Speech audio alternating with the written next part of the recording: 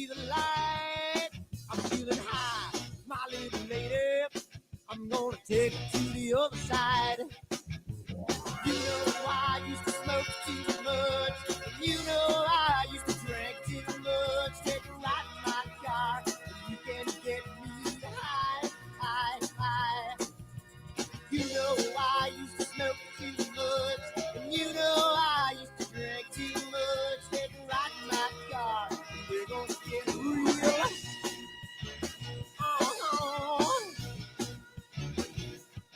I'm feeling good, my little lady. She's gonna take me to the other side. I'm feeling nice, my little lady. She's gonna keep me moving on. I'm gonna run till I drop to the break of dawn. Never gonna stop, she's gonna treat me right. I'm feeling good, my little lady. She's gonna take me to the other side. You know I used to smoke too much. And you know I used to drink too much. Take a ride in my car, and you can get me high, high, high. You know I used to smoke too much. And you know I used to drink too much. Take a ride in my car, and we're gonna get real. Come on, baby.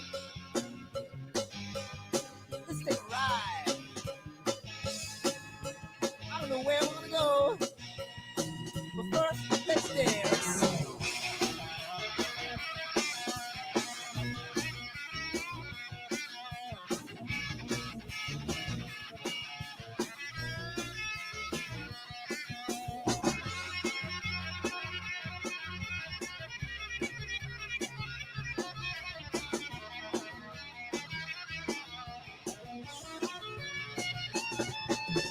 You know I used to smoke too much. And you know I used to drink too much. Take a ride in my car, and you can get me high, high, high. You know I used to smoke too much. And you know I used to drink too much. Take a ride in my car, and we're gonna get real. Oh.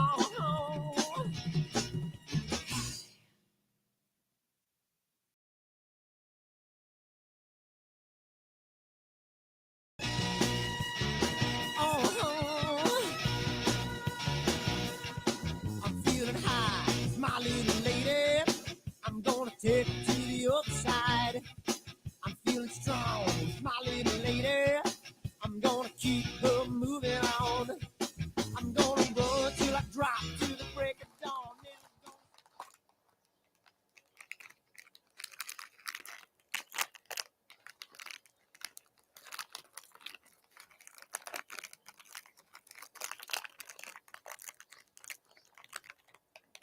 Giottos are so good.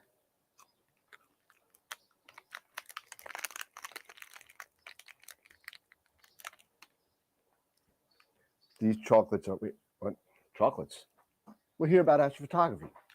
What are we doing? Wrong video. Whoops.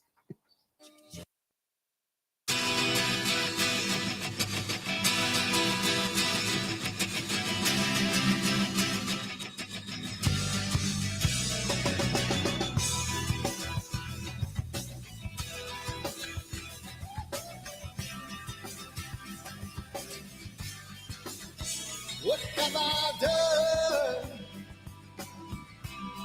Ooh, what have you seen? Early at night, got in the fight, in the candlelight, looking through the screen. Now what have I done? What have you seen? You know there's no picture left when a person has come in between.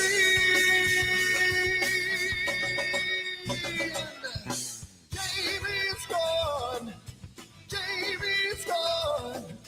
Can't look back and now he feels so strong. Jamie's gone, Jamie's gone.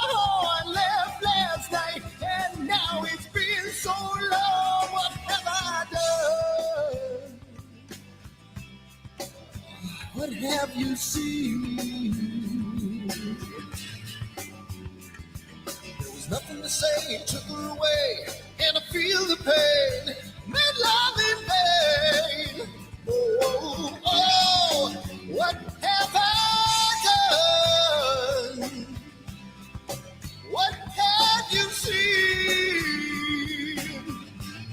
She knows there's no future in love when a person has come in between.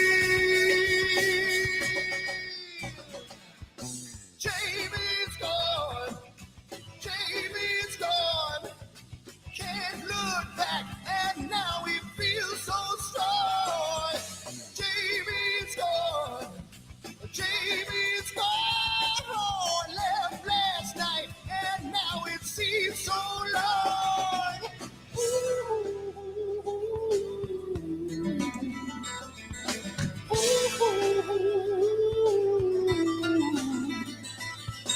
You can hear these words I say when you're a million miles away. Yeah.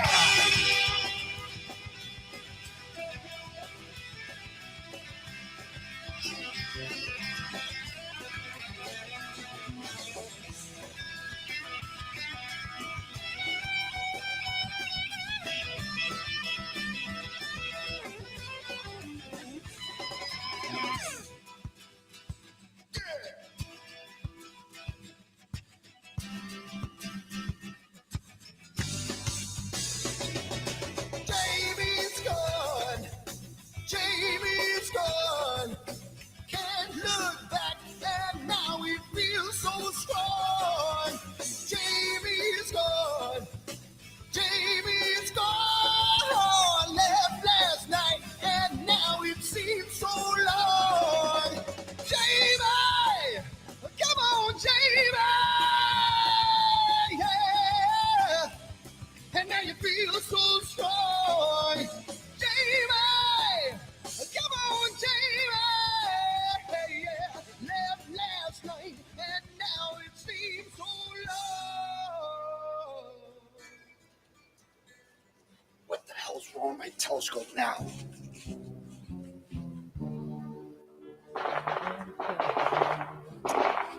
Damn, what's wrong with this thing?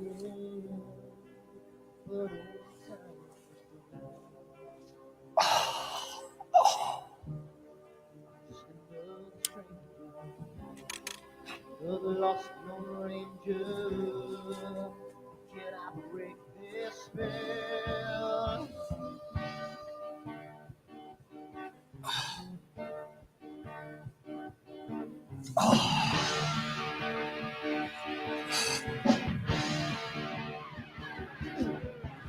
Do one thing right, do I make two things wrong? If I want to stand my line, I will always take the fall.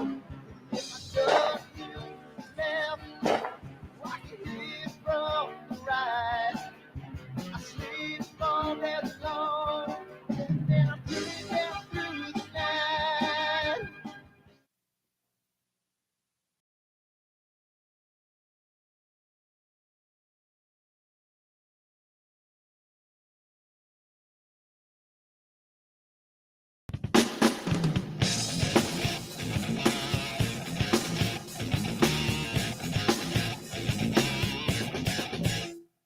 I've seen a lot of bankers, and I've seen a lot of cops. I've seen a lot of lawyers pull out all the stops. I've seen a lot of children with their parents in their hands. I felt a lot of women who refuse to understand.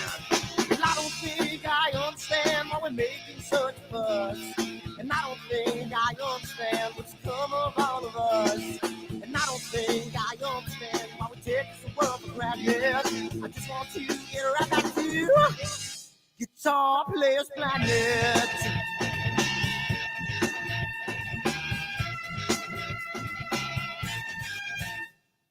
You see it in the papers, you read it every day. The riots and the fires going on in South LA. The muggers and the government, They're all wanting the same thing. They take you for your money, whatever else bring. And I don't think I understand why we're making such a fuss. And I don't think I understand what's come of all of us. And I don't think I understand why we take this world for granted. I just want to get right back to Guitar Players Planet.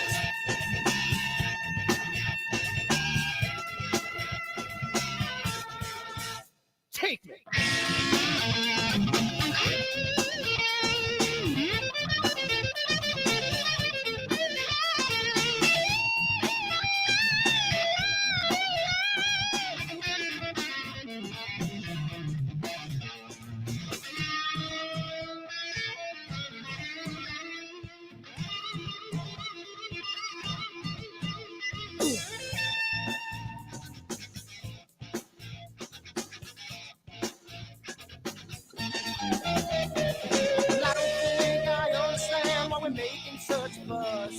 And I don't think I understand what's come of all of us. And I don't think I understand why we take this world for granted. I just want to get right back to Guitar Players Planet. Guitar Players Planet. Guitar Players Planet. Guitar Players Planet. Guitar Players Planet. Guitar Players Planet.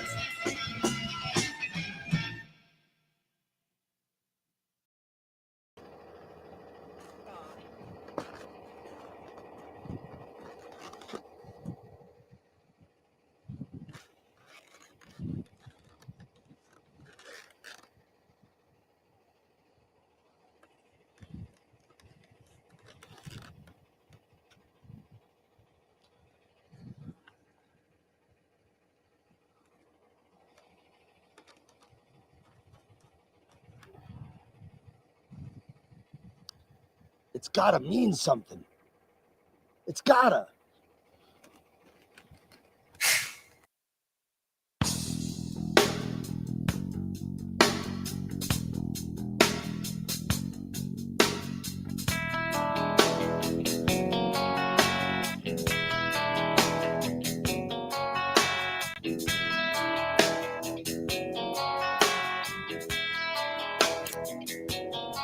All right.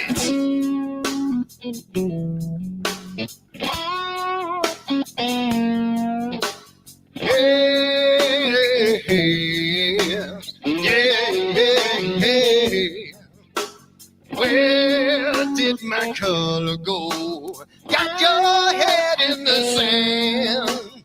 You can't be in control, using a powerful hand.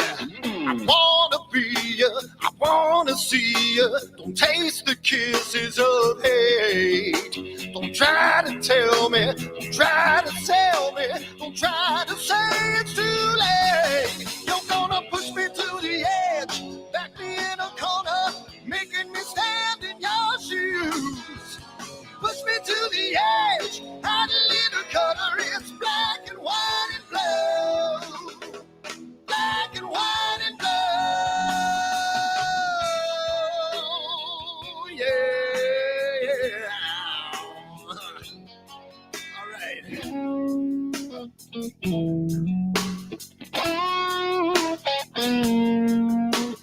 Yeah.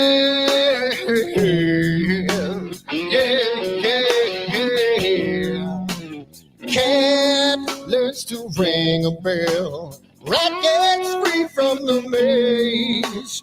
We can be taught to love. We've got to learn every way. I wanna see, I wanna be. Don't taste the kisses of hate. Don't try to tell me, don't try to sell me, don't try to say it's too late. Yeah, you're gonna push me to the edge, back me in a corner, making me stand in your shoes. Push me to the edge, add a little color, it's black and white and blue. Black and white and blue.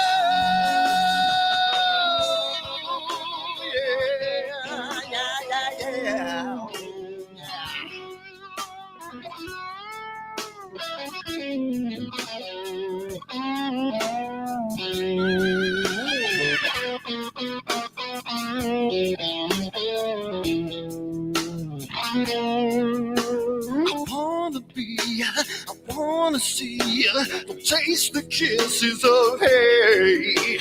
Don't try to tell me, don't try to sell me, don't try to say it's too late. Push me to the edge, back me in a corner, making me stand in your shoes. Push me to the edge, hide a little color, it's black and white and blue. Yeah, black and white and blue. You're gonna black and white on the edge, back me in a corner, making me stand in your shoes.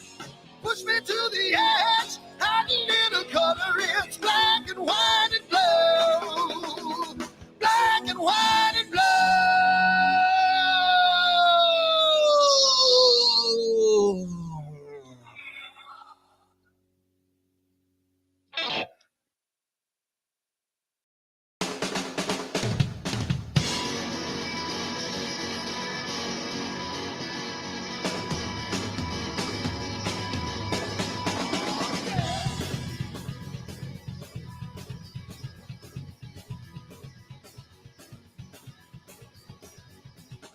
Another man come around today, gonna mess with my dream, gonna take it all away. Take it all away. I'm just a boy with nothing to lose, got my head in the news, got a bad attitude, yeah. Go away. So I play guitar.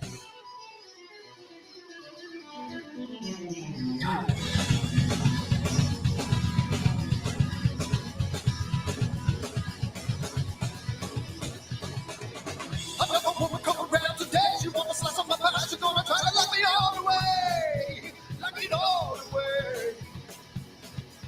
I'm just a boy with nothing to lose, got my head in the news, got my bad attitude, yeah.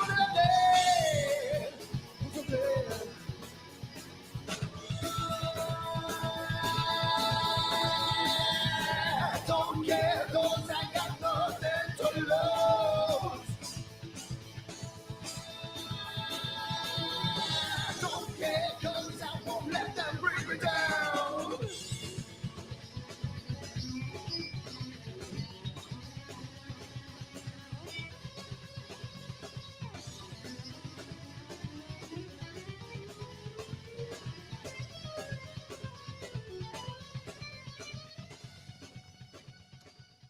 So it's a wonderful night tonight. It's really good. You know, cloudy nights and not cloudy nights, but clear dark sky you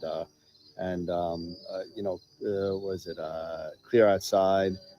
Says it's going to be a wonderful night tonight. I mean, tonight, last night was wonderful. Tomorrow's supposed to be great. So I think I'm going to leave my telescope out all night, and it's going to be a really nice night tonight. So I'm hoping to get some really good shots of the Cave Nebula, which is part of my astrophotography meets D&D imaging. I know it's kind of scary, like the way I look at my eyes, kind of crazy. It's pretty cool, but I'm super excited for tonight, and let's see what kind of data I got.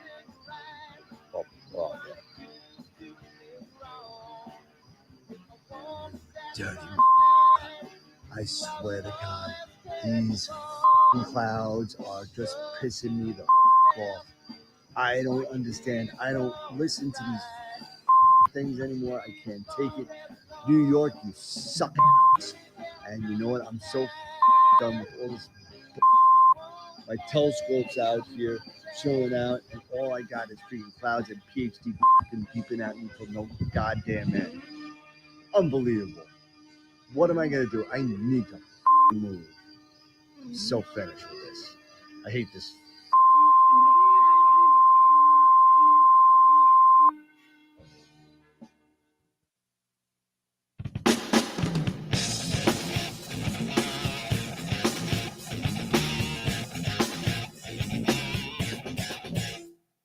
I've seen a lot of bankers, and I've seen a lot of cops. I've seen a lot of lawyers pull out all of the stops.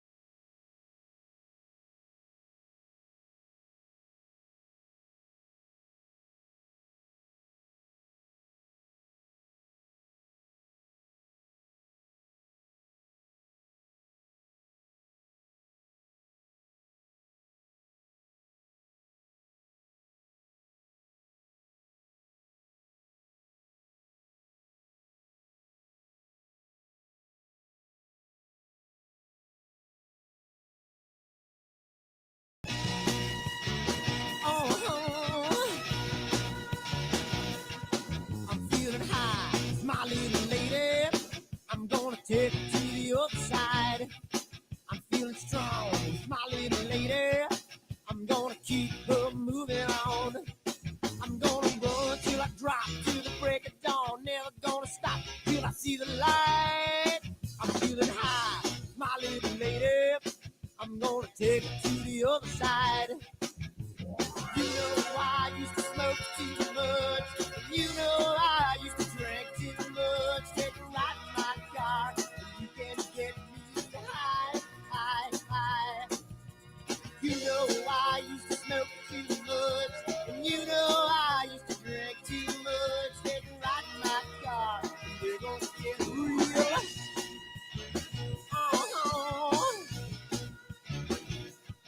I'm feeling good, my little lady. She's gonna take me to the other side. I'm feeling nice, my little lady. She's gonna keep me moving on. I'm gonna run till I drop to the break of dawn. Never gonna stop, she's gonna treat me right. I'm feeling good, my little lady. She's gonna take me to the other side. You know I used to smoke too much. And you know I used to drink too much. Take a ride in my car, and you can get me high, high, high. You know I used to smoke too much. And you know I used to drink too much. Take a ride in my car, and we're gonna get real.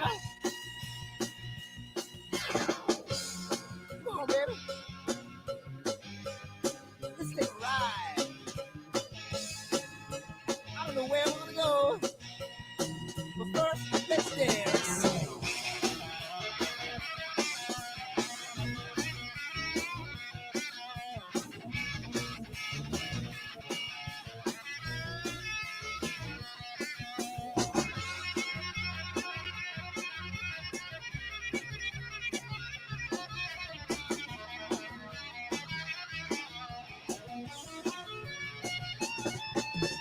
You know I used to smoke too much. And you know I used to drink too much. Take a ride in my car, and you can get me high, high, high. You know I used to smoke too much. And you know I used to drink too much. Take a ride in my car, and we're gonna get real. Oh, oh.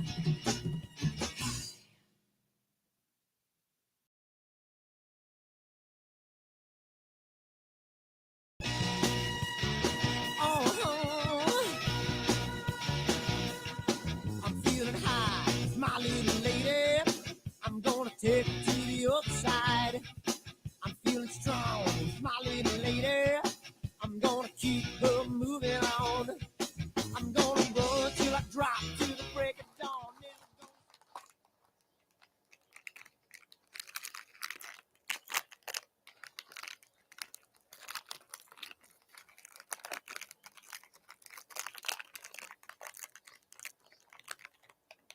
Giottos is so good.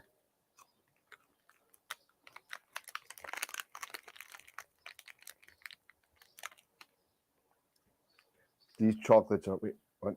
Chocolates? We're here about astrophotography. What are we doing? Wrong video. Whoops.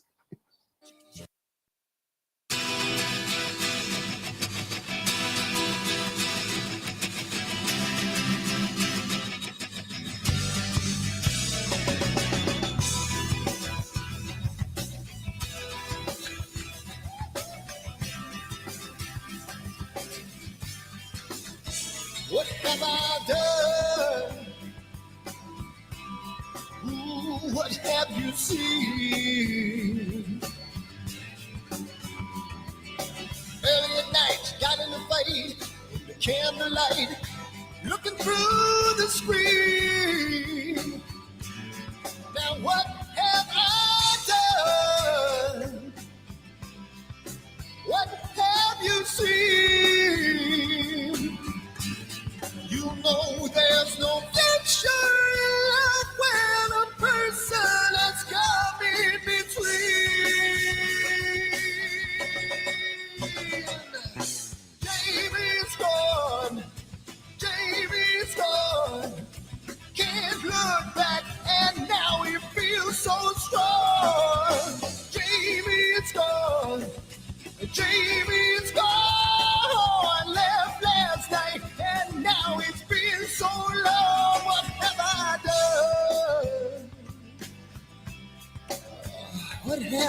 see. There was nothing to say, took her away, and I feel the pain, made love in vain. Oh, oh, what have I done? What have you seen? She knows there's no future in life when a person has come in between.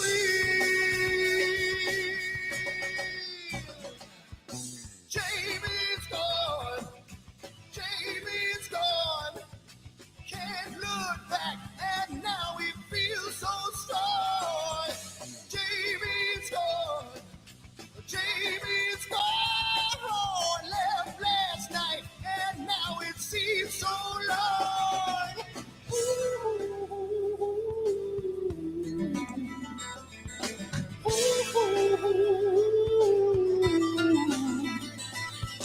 You can't hear these words I say when you're a million miles away. Yeah.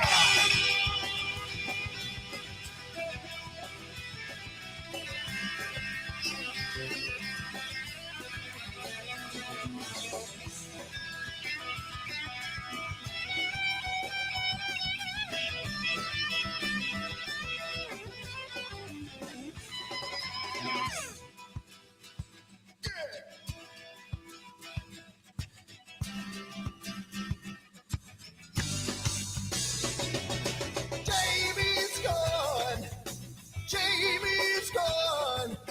Can't look back, and now he feels so strong. Jamie's gone, Jamie's gone. Left last night, and now it seems so long. Jamie, come on, Jamie, yeah. And now you feel so strong. Jamie, come on, Jamie, yeah. Left last night, and now it seems so long. What the hell's wrong with my telescope now?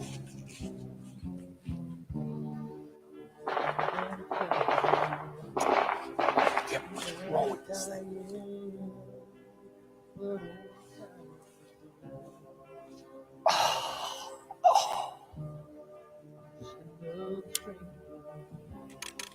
The lost Lone Ranger, can I break this spell?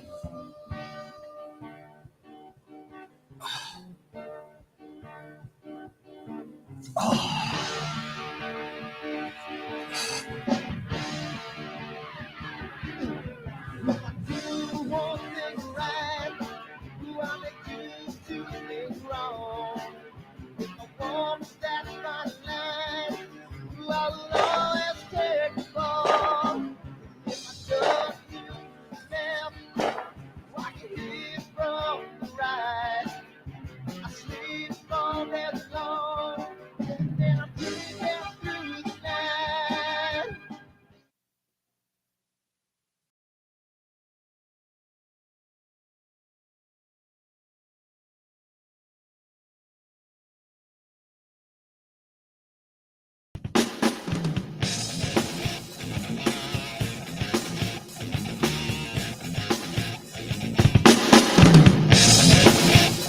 And 5, 3. Hey, what's going on, everybody? Look at that. Can we hear everybody? Is everybody there? Check, check, 1, 2. Howdy. There you go. Cool. We got everybody. Awesome.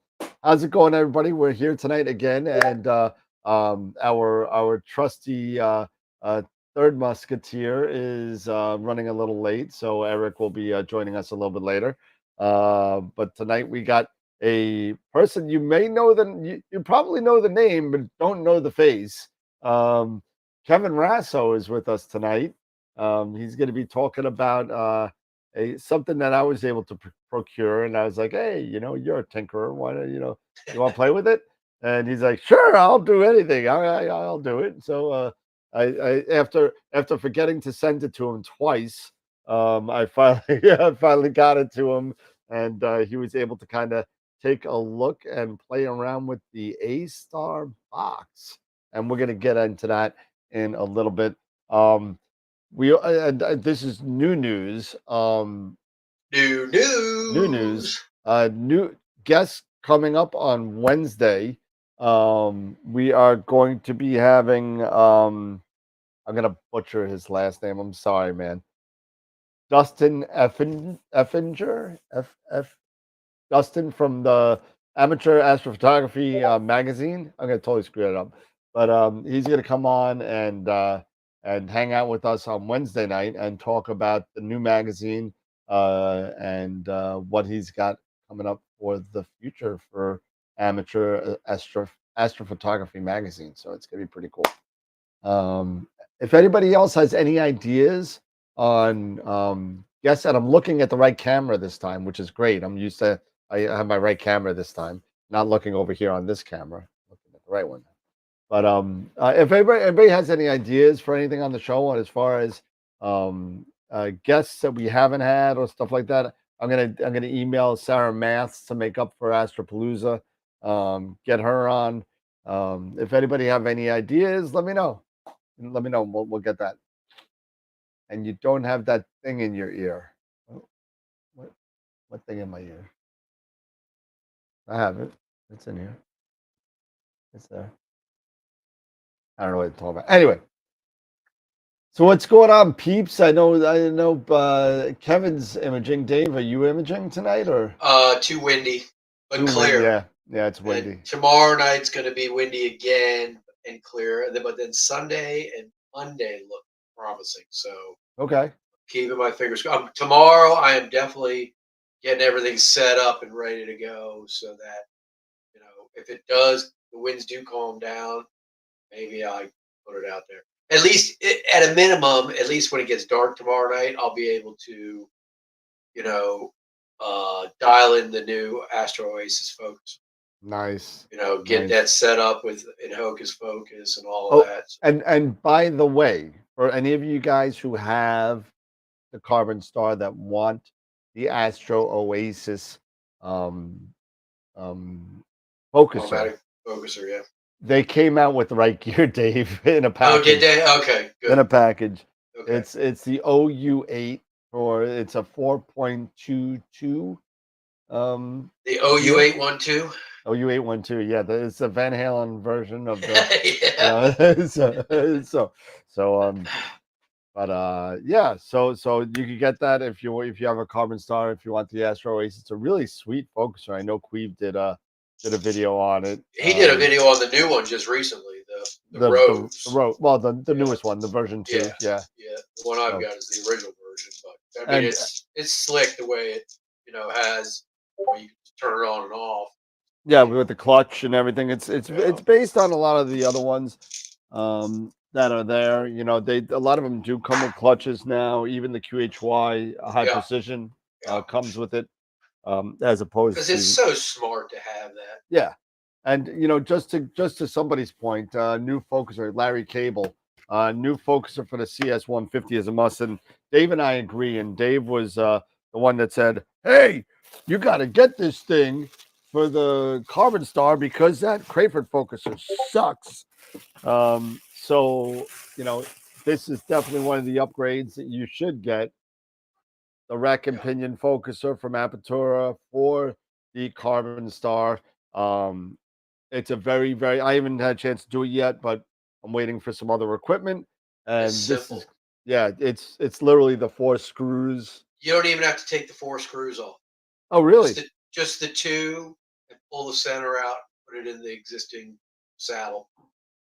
Oh, the 2 the 2 rotating. Yeah. So that's so you can rotate it, but if you lose them enough, just pull it out. Oh, sweet. I was going to take the whole thing out.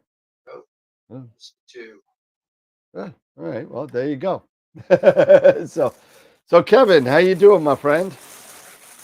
Doing well. Appreciate the invite.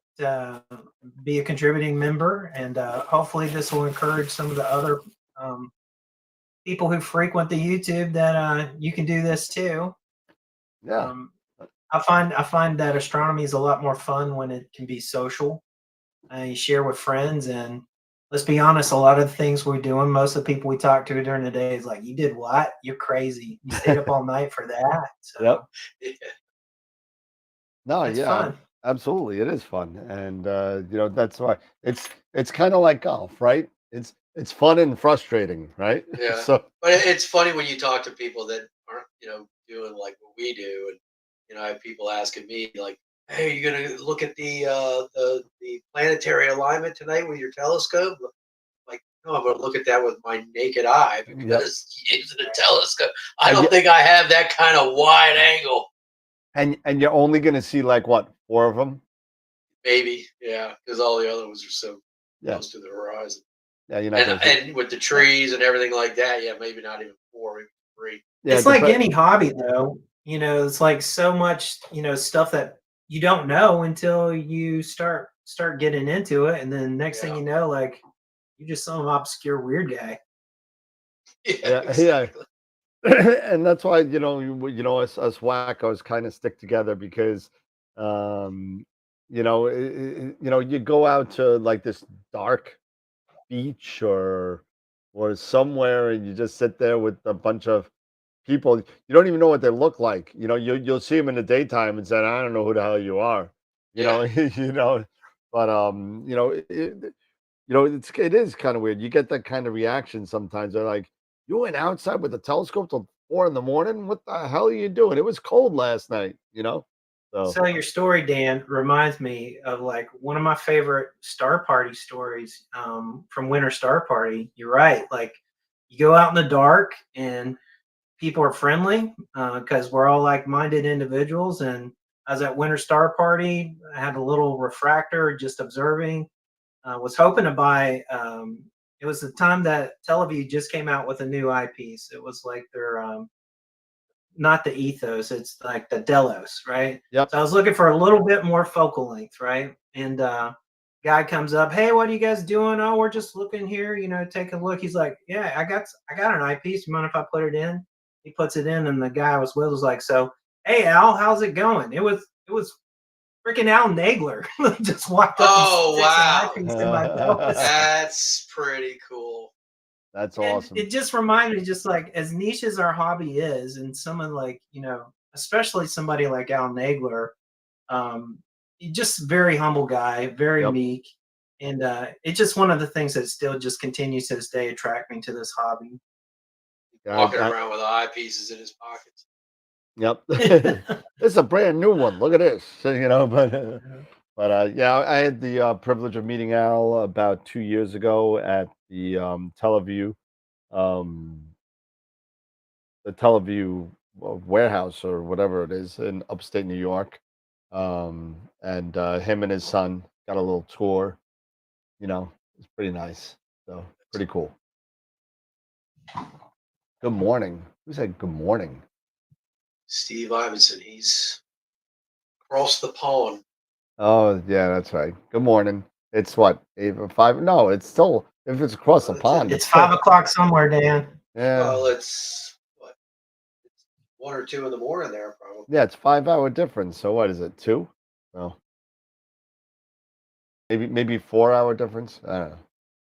Not But if that. he's up watching us, that means he must be imaging, right, Yeah, Steve? it's Right? 2 Right, a.m. Steve? He's doing something. He says it's 1 a.m. in the UK. 1 a.m. Okay, so it's 5 hours. Yeah, 5 hours. Where Gideon is, it's 2:15. Yep. Yep. So, what else is going on? Everybody else going on? He is imaging. What are you imaging, Steve? Curious. For a change. Yeah. Well, that's pros and cons of being in the UK. Let's see what Steve's imaging, and then we'll do this for about SH2 235 SH2 235 and friends. and friends. Let me see. Oh, that's an interesting one. So it's going wide. What kind of focal length are you shooting with, Steve?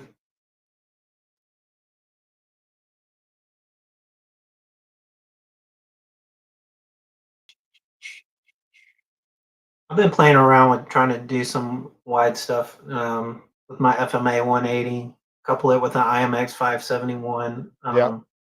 Some really interesting. Just I like sometimes to just put space in perspective, and when you really appreciate like these objects, how big they are in the sky. Oh my God, yeah. That's why I really like the short focal length stuff. It's like I saw a video. This girl that I follow on, she's on YouTube also. I follow her on Facebook and Instagram. What the heck's her name? Anyway, she does all kinds of videos about just space and astronomy and everything. And she did a video today about the cosmic bat. Oh yeah. And the picture she showed obviously was an apod, and but she was just explaining the size of it and how it would be from end to end of the cosmic bat is wider than our solar system. Wow. And, however many light years it was like wow, huge. That's crazy. Here's a SH2. And that's in Roe. That's the Yep. cosmic bat is in like Roe area. Yep. It was cool. I was like, wow, that's a target I'd like to try, but not around here. Here you go. Here's a picture of SH2 235. There you go. That's what Steve's doing. Okay, that's kind of cool looking. Yeah, It's got the little W in there. it's different. This is done with a 150 refractor. This is done by our friend AstroDoc, Ron Breacher. So SH2 235 is actually this little guy right here. Okay, yeah.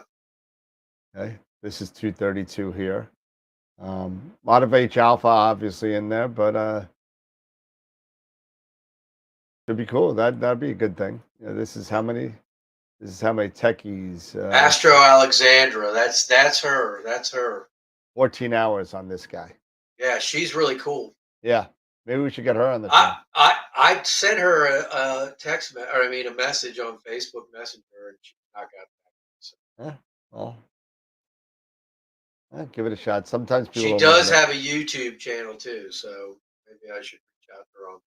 Yeah, some people don't look at Messenger sometimes. So. Yeah, so but I explained, told her about us and AstroWorld TV, and we'd love to have her come on and just talk about the cosmos because the way she presents it's very exciting. Yeah, cool. She worked for NASA, so nice. She's got a nice brain. Very cool. Very cool. All right, Kev, you want to take over? Yeah, we can go ahead and do the presentation that I had set up. Yeah, sure. Let me share my screen. You guys see him imaging there. All right, so Starbox review. I think it's cute. It's a Starbox.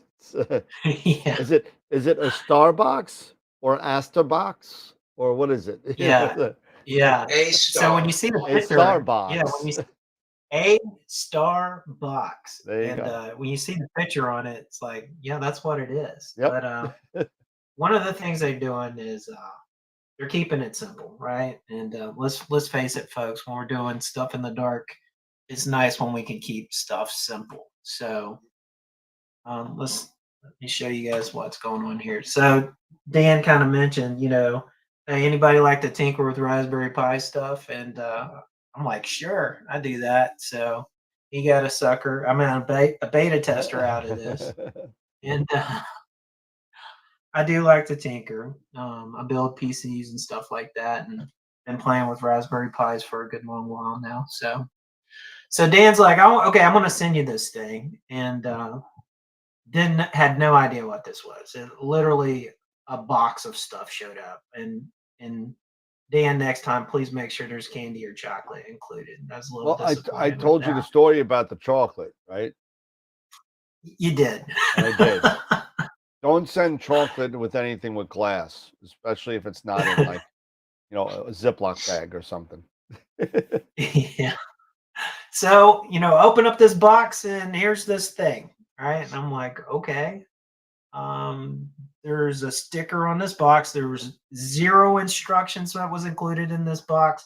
Literally this thing. So I'm like, well, I got to figure out what this thing is. So I just did a Google search, and again, looking at the sticker on the box, I literally typed in AStar box, and what came up, and it was like one of the top hits was the link to the AStar box website.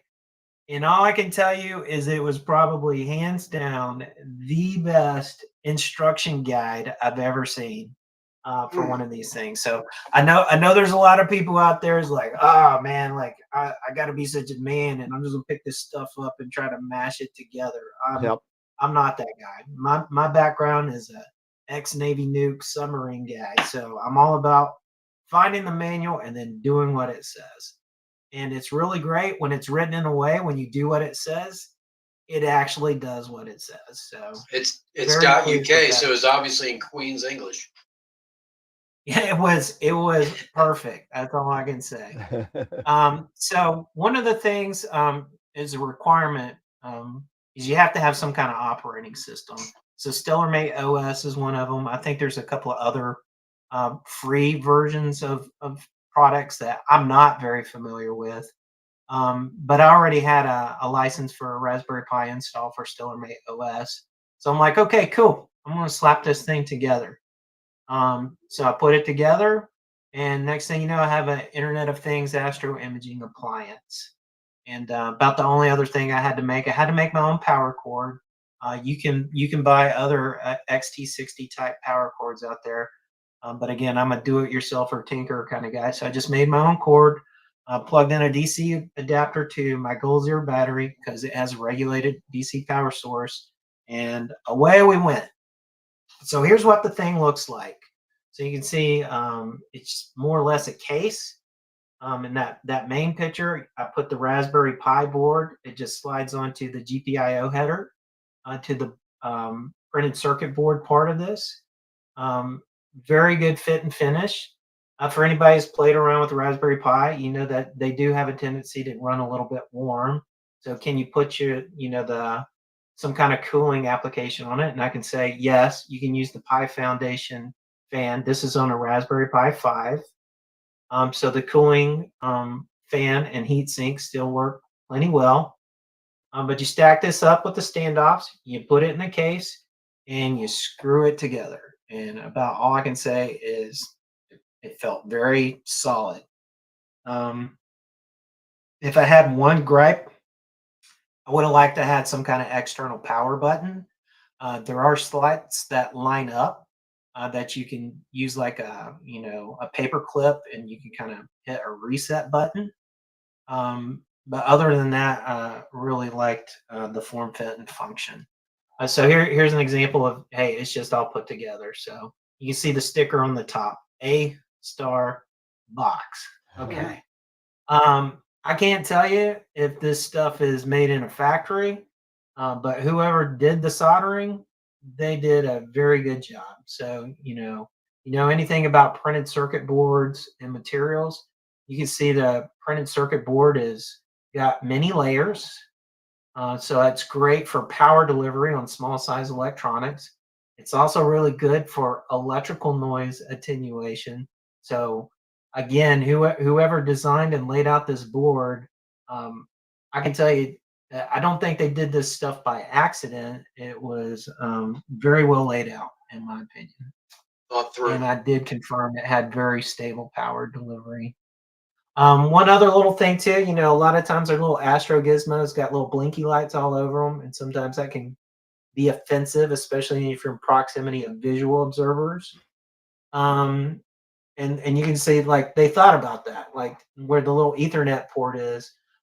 There's little raised areas that kind of shield out just direct the activity lights for the Ethernet port. So it's an attention to detail thing that I think sometimes people miss on these things. So again, was very, very pleased with that.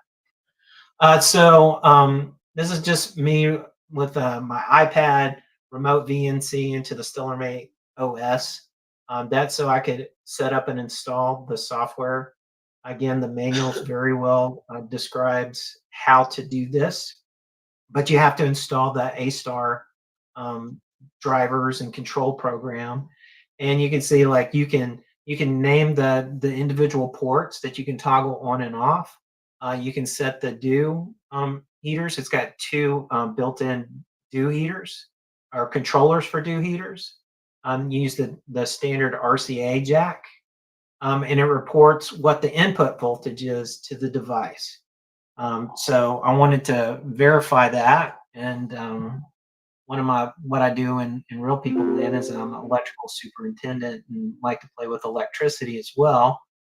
So I was very happy to see that what the board was reporting is what my multimeter measured. So this is on the input side of things. That's a nice meter, by the way. It is. It is. It's one of many. But I'm a big fan too. You got to have the right tool for the right job. So this is one of them. All right. So here's a Don't picture skip of. on a voltmeter. No, you don't. Like, if not touching electricity is important to you, then you should have a contact meter. I agree. So a test rig setup. You can see I got my AM3. Again, because I was just trying to throw this thing together and try to make something for Dan to present in time. I just literally grabbed a drawer. What parts ain't doing anything right now? So I had this old QSI 532WS, still a fantastic camera, just not getting used. It's got an internal filter wheel. It's loaded up with Astronomic Type 2C RGB filters. I also had an Astronomic 13 nanometer H alpha filter. That's kind of weird, right? But it works. And that's one of my first really dedicated astronomy cameras. So the power box is running power to the camera, to the mount, and then to the dew heater. And I used like a Kendrick Duminator, just something that was big enough to make sure we're keeping the dew off the FMA element. And I would say that it was cold, right? It was like in middle Georgia version of cold. So, but it was like 28 degrees. It was still cold. The AStar box, the USB connections on the Raspberry Pi, all the connections on the Raspberry Pi are still open and accessible. So you use the USB connections for the camera, the mount, and then I had the EAF focuser that I was running as well. So this is, I'm logged into StellarMate, and now I'm in like just the StellarMate OS. Again, I'm running this from my iPad. And this is the Indy driver screen because I wanted to see what the driver looked like, what it would report for the AStar box. So you can see, you can toggle the ports on and off. You can set your PWM rates for your dew heaters, and everything was there. So I was happy to see you had a good driver interface that you could control things in the StellarMate OS. And so I was like, well, I'm going to point to Andromeda. That should be cool. And I took a 60-minute exposure, and I was like, hot damn, this is going to be great. Oh, no, the tree's photobombing. But I just wanted to include that because I thought, wow, that's, for one, I thought that was a really good wide field. And the bones of a good astro image if it hadn't been photobombed by the trees in my backyard. And again, the camera I have is a non-anti-blooming camera, so that's one of the down checks. You start to see little spikes, but for a 60-second exposure, I was pretty happy how that turned out. So I'm like, okay, well, let's give it a tour. Like, let's see what else we can do with it. So this screen is basically what they call Stella, and more or less, it's like AI. You literally can use the microphone on whatever device you're interfacing with, and this is what I said. I said take 60 one by one HA images, each 60 seconds long, and if you're connected to, you have to be connected to the internet, just kind of like Siri or something.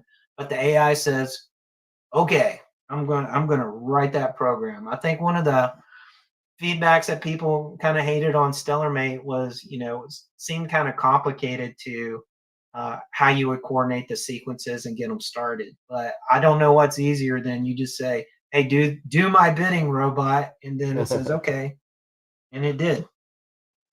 So here was, the hour, 1 minute exposures, like one of the subframes from that, and my target was M42.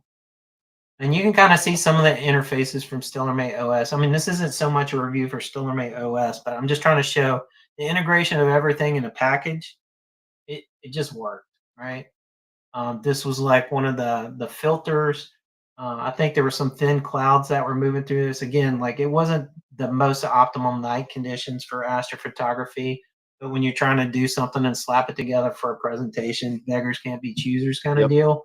So here you go. So here's like one of the color channels. And then this was a result of like an hour of HA.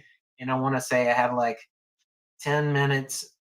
I think it was 20 minutes total of like RGB, right? So not even an hour and a half. Again, quick, dirty processing. It's not perfect. I didn't have flats. I didn't have darks, but I made an image. I made an image from this little Internet of Thing appliance that I literally threw a Raspberry Pi board into, and about 20 minutes later, it's just working. So, what did I like? I thought it was a very well made product. It had a really good fit and finish. It felt solid in the hand. The case is plastic, but I wouldn't say it's flimsy, cheap plastic.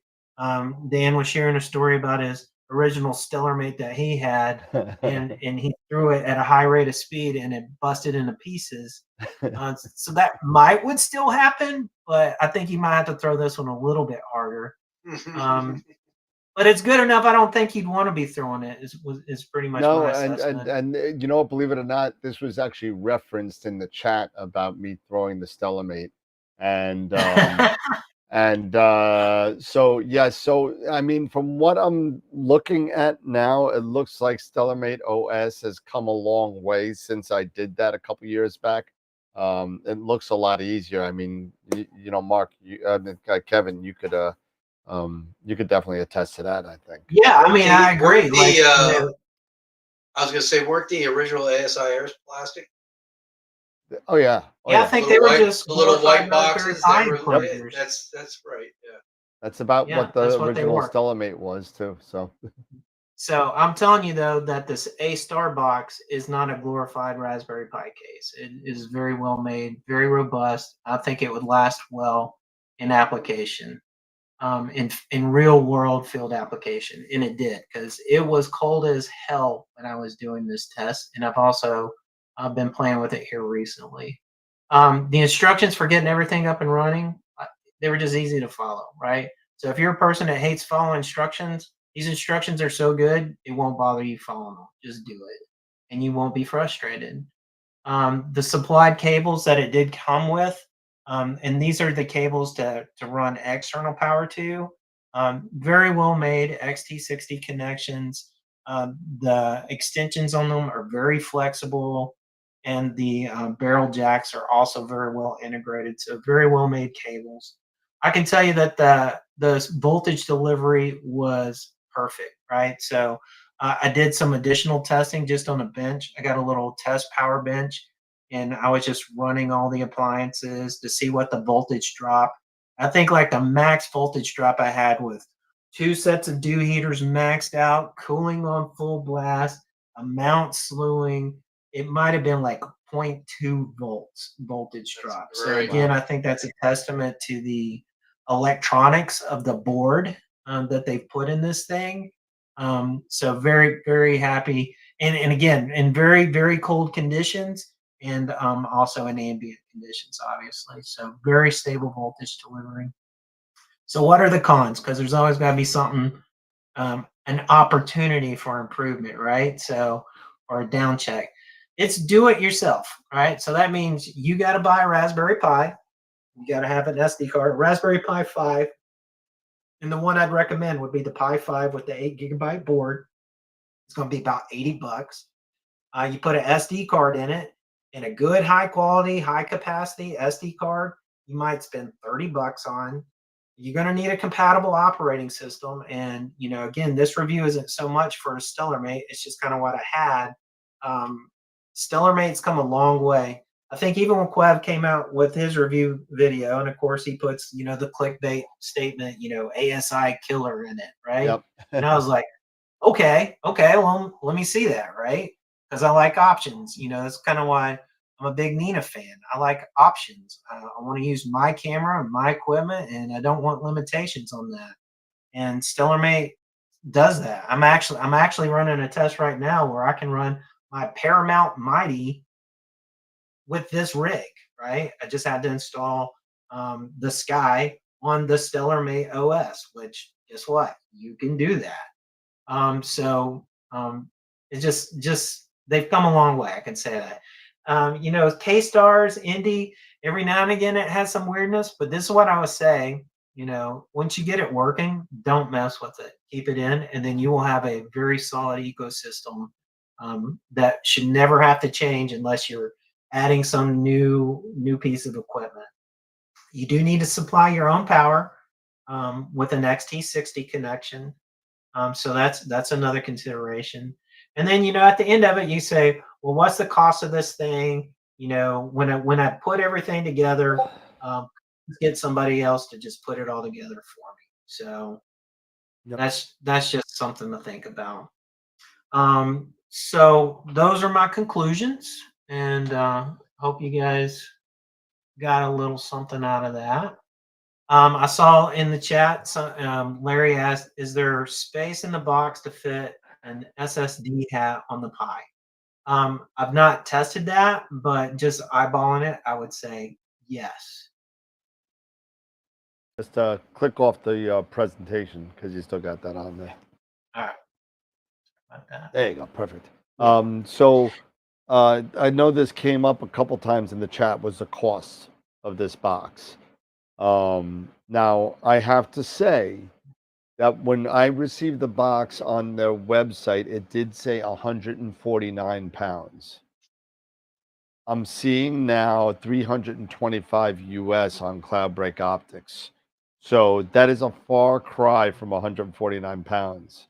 So I'm getting some clarification on that from Chris over at AStar Box. So once I get some clarification on that, what it actually includes, does it include a little bit more? Because it says as a kit, and it's Yeah, I mean, so obviously I didn't get a full kit, right? But this is an example of the cables that came in. Now, here, let me try to get this. You'd see it's very flexible, very well made XT60 cables. And then for the AStar box itself, so you can see now that I'm holding it in my hand, you might get a better appreciation of it's really not very large. But there's standoffs inside, screws that secure the Raspberry Pi board inside the enclosure. You still got access to the SD card, for example. I have a friend who did like a 3D printed dovetail adapter. So literally, and I think the actual one actually includes something like this. Yep. But you just got a 1/4 20. You stick that on the dovetail, and then you can slide that in any kind of dovetail on your telescope where your finder scope is, finder shoe bracket, maybe a little bracket on top, or you can just attach it via plate. So What's the weight? and I guess that's kind of, I mean, it's, you know, man, I wish I'd put it on a scale. Sorry, I'm a pretty substandard beta tester for you, dude. I'll put it on a scale. Weighs 222 grams. So yeah, it's not very heavy. It's not very heavy. But you know, like somebody said, I agree that half a pound, if anyone's wondering. It might seem kind of expensive, but let's face it, we're in a niche hobby and somebody's making a niche product. For me personally, before I even knew such a device existed, I have a Pegasus saddle power box that I attach to my AM3. And that's great because I just wanted a onboard little portable power delivery thing, keep my cables managed like they need to be, and just everything is convenient there. Yep. I might would have considered this had I known this was a thing before the saddle power box, and would have saved a little bit of money, Yep. right? I wouldn't say a lot, and I think that's kind of with the con part. The saddle power box. Boy, don't say that. Yep. 5 times faster. It's pricey, right? It's pricey, and you can say, and it's metal, and I can attach it to the mount, right? But again, like this is an option, right? And if you're a tinker or do it yourself kind of guy, or you got a rig and you're going to some place and you just want to slap something on and go, I think this is a great product right out of the box, right? Not paid, not endorsed. Again, not even like Dan literally said, "Here's this box I want to send to you. Tell me what you think." And that's my thoughts. Nice, nice. I'm curious to find out what that kit is, and if there was some things out there. Gideon was like, "Let's make the AstroWorld Air." Kevin can make the internals. We could source some nice ALU mill box, and we can package that for $325. But I mean, hey, you never know. The Astro box made by Astro people. So. But hey, Well, again, somebody says, "Hey, this is a plastic case and a printed circuit board." Um, I work in industrial manufacturing, right? And so there's a big difference between what I would call consumer grade electronics, printed circuit boards that get deployed, right?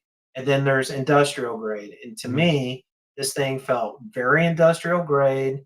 Again, you know what you're looking at, just the details of the board. It's pretty clear whoever engineered and designed the board had thoughts of efficient power delivery, low voltage drop, no crosstalk or noise, electrical noise interference that goes into the product, and that costs money. That costs money. Anybody who's worked in industrial manufacturing, you buy that little thing cost how much? Yeah, it does. Yeah. What were people paying for the little USB Ranger hub things? And literally all it was a USB hub, but it was weather rated. I mean, people were paying like $300, $400 for a USB hub. Yeah. I think it's pretty solid product. And the XT60, if you wanted to get a power supply for that, I know that Pegasus makes a 10 amp for an XT60, so that's something you can grab. So I will tell you, you always hear like, man, do I need the 10 amp or do I need the 20 amp? And if you got like a desk power bench where you can just run all kinds of tests on these things, and I did, like I exercised this thing.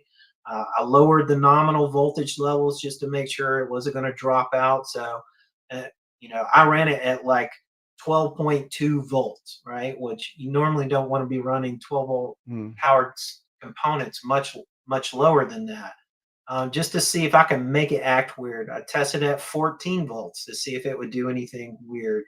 And while the voltages that were being inputted would obviously affect the voltages that are coming out of it, what I can tell you is they were very nominal and well within what you would want from an industrial grade printed circuit board component that's delivering power to sensitive electronic components.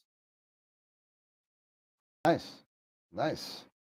So, I mean, overall, it sounds like a pretty decent review. I mean, it's definitely something. Like I said, I'm definitely going to be getting some clarification on the price, because that is not the price that that I got that box as. I saw the price. I said, that's pretty good for the price. I said, let me go grab it and see. And it actually sat on top of my washing machine for about 2 weeks before it got to Kevin.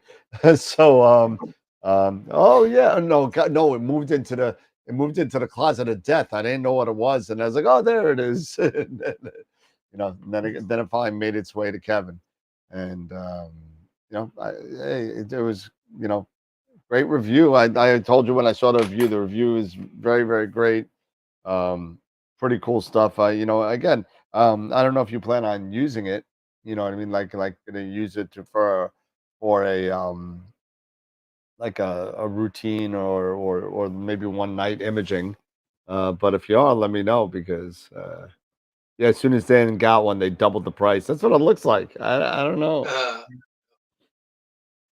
I don't know. It Well, I can wasn't. see on here too, where like, Tarek had posted, he'll still use a mini PC until he can see a really good, powerful, true competitor to ASI Air. So, full disclosure, I don't use ASI Air. Never used an ASI Air. I've seen them in the field, and I can tell you they look pretty phenomenal.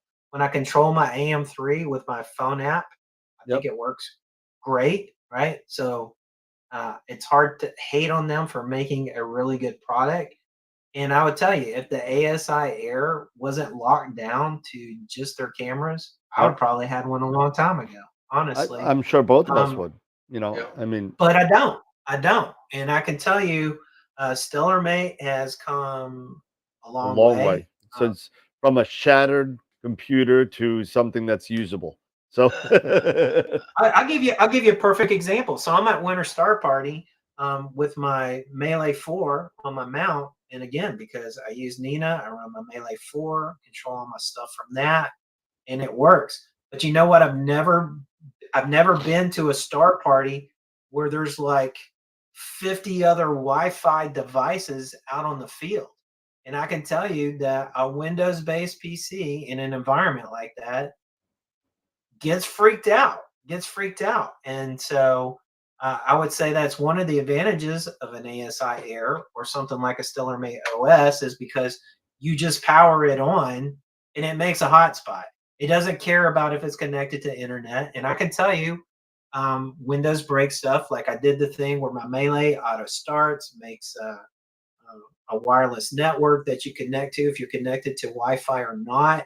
And it was rock solid until I was at the Star Party. And the guy next to me could probably vouch. I'm just like, no, I gotta make this thing work.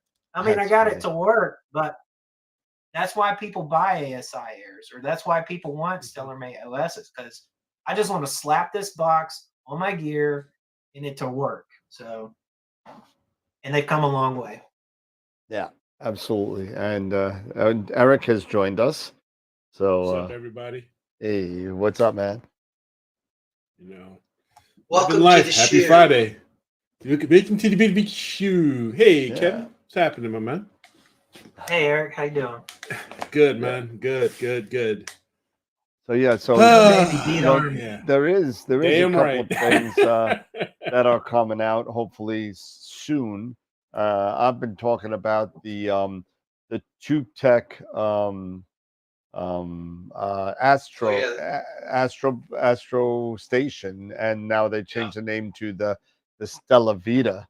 It's called now. So that's supposed to come out. QHY has had one shelved for since COVID, really.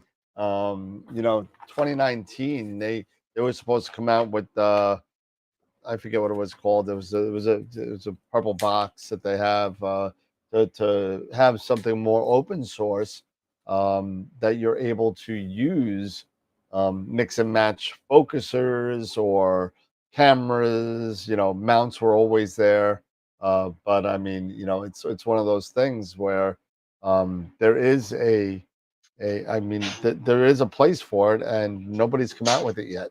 So it has a lot to do with the programming, making sure all the drivers are available for everything. It's a lot. There's a lot to do with that. It's easy to make something that works with only your own stuff. It's hard to make it to cater to everybody's stuff. So I think that's one of the reasons why. But you know what? Not for nothing. If StellarMate OS can come out and pretty much work with everything. I think that has to do with ASCOM. Everybody has it's all ASCOM based. Right. So StellarMate is actually not ASCOM. It's Indy. It's Indy. I'm sorry. Oh, okay. But aren't they similar, Indy and ASCOM? They have No, they're very similar. Oh, I'm thinking Alpaca.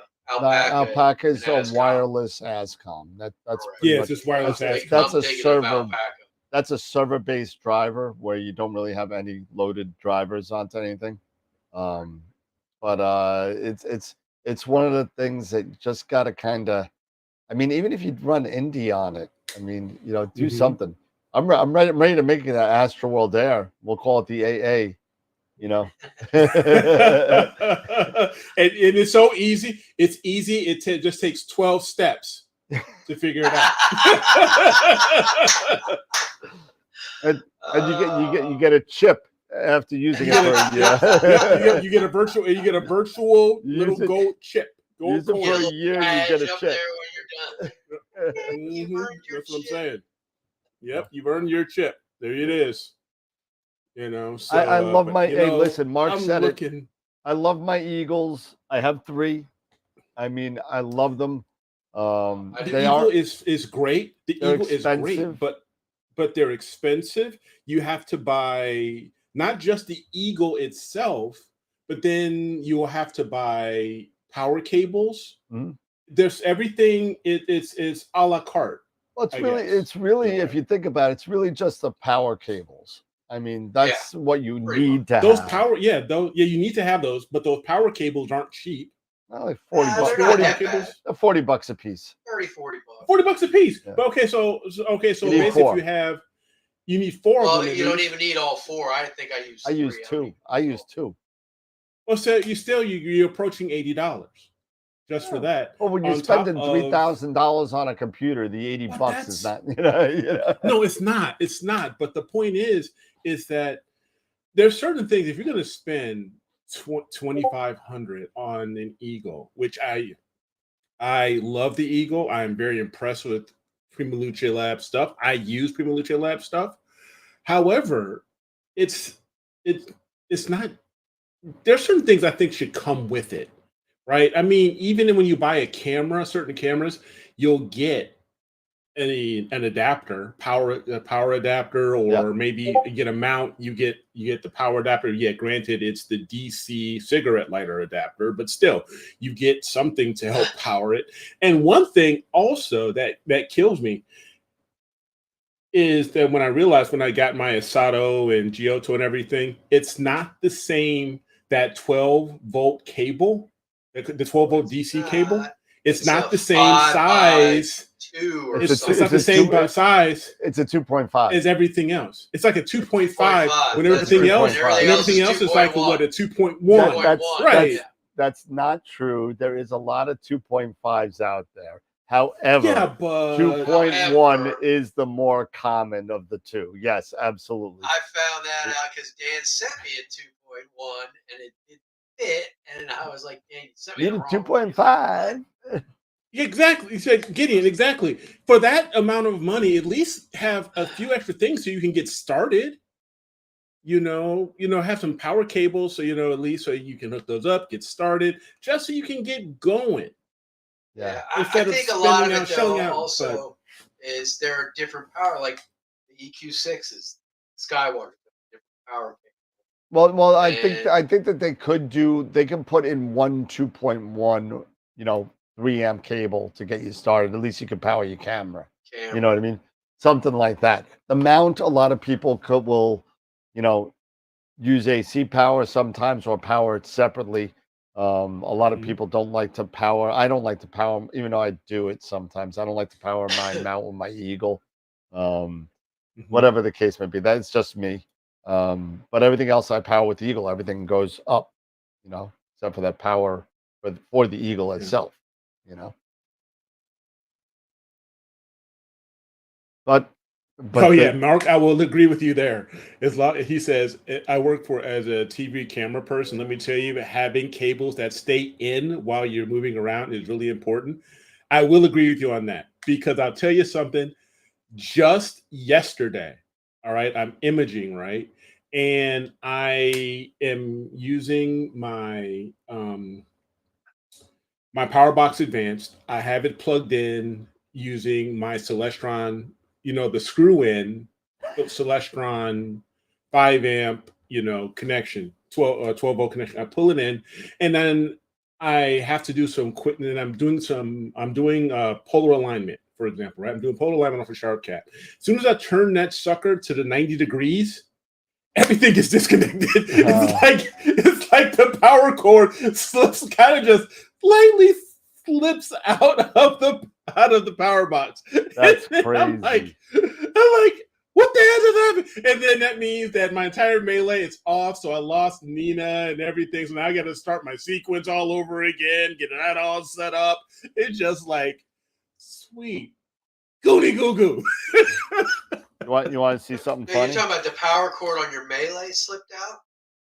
Yeah, going into the melee, the 12 volt, the 2.1, that's from my Celestron 5 amp, DC AC. I plugged that sucker in, and then to turn that sucker 90 degrees, it started sliding out. So what did I do? Yeah, I found another cord that actually was a little bit tighter, had a tighter hold, when you plug it in, and then everything's fine now. But it was like, man, I can't win. You want to see something funny?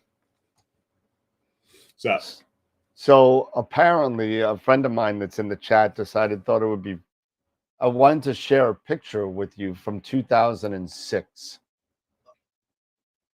Apparently 2006 was one of the first times I went to Cherry Springs, at least my first imaging, when I first started imaging in 2006. And he just sent me a photo.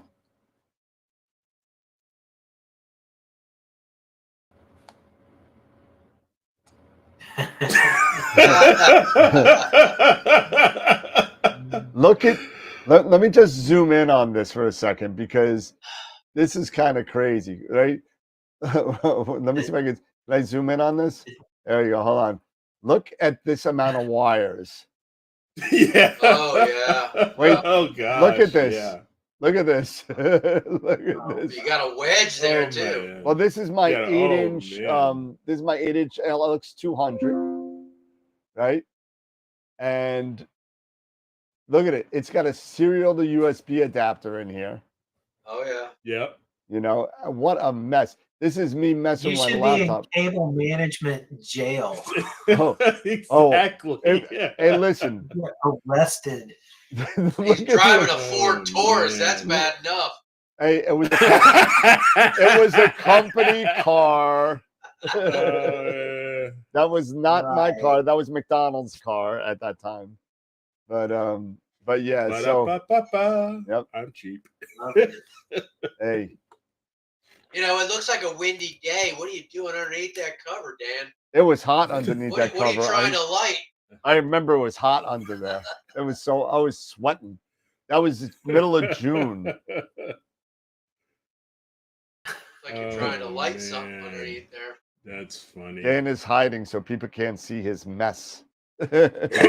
Superb cable management.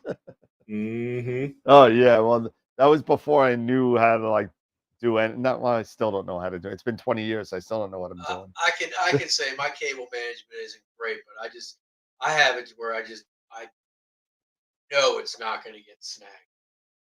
That's just the way. Yeah. Oh man, I'll have to look and see what I was imaging. I love to look and see through my raw data. I'd have to go to my 2006 photos, but it was way before. It was only Photoshop at that time, so I don't think I even knew about stacking yet. I don't even think I knew about anything. But we talk about, the cable management, and you just kind of take a step back of how far we've come just in the last, 5 or 8 years. I mean, the thought that you would run, what do you mean put the computer on the telescope itself, right? Yeah, exactly. The days of carrying the big, heavy laptop out in the field with a big old, deep discharge battery that weighs 120 pounds. Yeah. The fact that you can just take a little lithium ion, battery pack and run your equipment for a good solid 10 to 12 hours, that's plenty enough for a night of imaging. And all the stuff's right there. And you can get your cables already put together on your equipment. So it makes just grab and go and set a thing up. I mean, I like doing portable astronomy still, The allure of an observatory is there, don't get me wrong, but there's just something about, I'm just going to pick up my equipment and go. Right? That's one of the things I respect about Trevor and what he does, all the time. He is all about going to a place and setting up, and even if that place is his backyard, and I think that's just, for me, that's part of the enjoyment of the hobby. But Nice thing about the backyard, you can plug it into the outlet. Yeah, You know? exactly. Well, in Cherry Springs, they got stanchions there for power. For power, Right. so that's nice too. But So yeah, I always worry about battery packs. So I was able to find my 2006 photos. Okay. And here's the stuff that I was taking. And just so you know, I'm not lying. This is 2006, somewhere in June. Look at that. That's not bad. That's not bad. No. Yeah. This is with a reducer. Yeah, no. You can see how everything is all screwed up on the sides. This is before that. This is one single shot from Cherry And Springs. what camera is that? Oh wow! Well, I'd have to look at that. Well, I'd have to find another picture. I think that you know what that. Yeah, I know exactly what that was. That was a Rebel XT Okay. DSLR, uncooled, whatever. And all these were taken. This is Andromeda, obviously. What else was that? I wanted to do it till this is when it started hitting daytime. I don't remember what. I kind of liked the way it was looking with the daytime glow. I was like, just kind of playing around. What else did I? Oh, here's some more stuff. Whirlpool or no? Lagoon, I think. This is way out of And focus. this is called Cherry Springs. This is Cherry Springs. It's still out of focus. What you said, 2006? Yep. So that was truly a Bortle 2 then. Yeah, I did an Alberio shot. yeah, I to love Mark in the chat, he's saying like amazing that you're that organized that you could go that far back. Like I struggle trying to find some images I took last month. No, Oh well, my God, this me is too. you got to remember that this is the kind of stuff that I took as a little one. Little Sombrero Galaxy. Wow. And I don't know what else is here. Wild duck cluster. I was bouncing around a lot. Yep. That was, oh yeah, that was in May. It was May. It was Memorial Day weekend. I remember that. There you go. That's it. Pretty cool. You know, but no stacking, no nothing. All out of focus. You know, but So those are just all single shots? those are all just single shots. Yeah. Wow, that's pretty good. Yeah. That was when Cherry Springs was still a solid 2. Oh yeah. You know, but I would love to go there again, you know, and do something new. But now I'm in the business, so I work during the day and I sleep at night now. So I go to star parties during the day. Yeah, there got a lot of comments here saying you should go back and try to, reprocess some of that stuff, realign, the stars, try Blur Exterminator, see how things will come out now with some of that data. Yeah. There was no flats, no nothing. Yeah. Yeah. I have so much data with good data that I haven't processed yet. I'm not even gonna, I got stuff that I have now that I've in my. I mean, if you take a look at just, let's see if I have it here.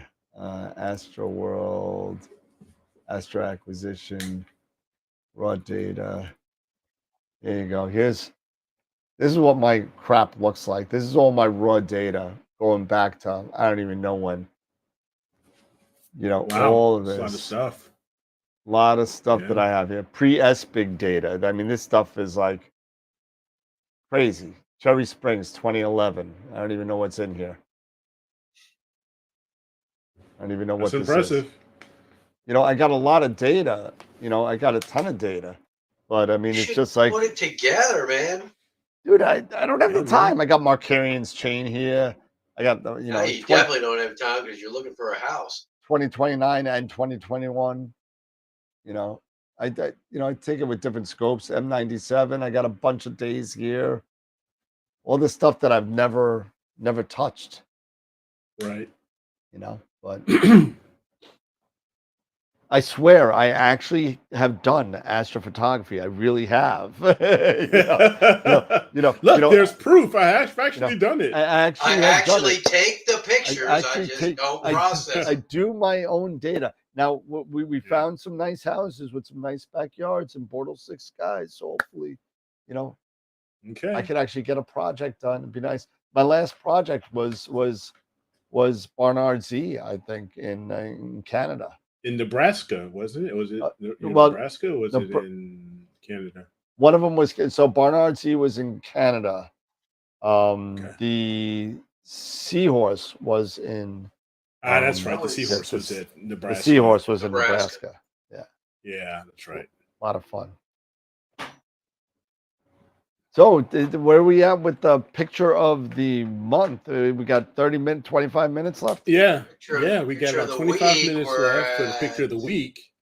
18. Yeah, but we've only got like 18 or 20. Last time it's like 20. Last time I just checked, it was like 20.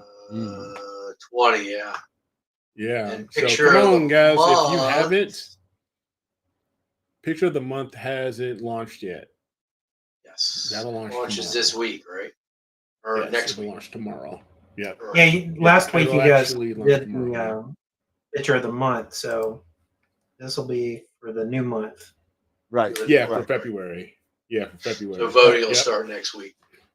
Yeah. It actually I set it up. It'll launch tomorrow. Okay. Perfect. It'll launch tomorrow, so you can get a full 3 weeks in. So everybody can come in and you can contact your family and everybody. You can have your family and friends subscribe to AstroWorld TV and then, pick their favorite, which would probably be whoever's, say, pick mine. Yeah, I talked to a buddy of mine today and I was like, Jerry, have you been voting for picture of the week? He's like, Dave, you're not in it, so I don't vote. But I was like, dude, I can't be in it, but you should still vote. You enjoy looking at the pictures. Pick one.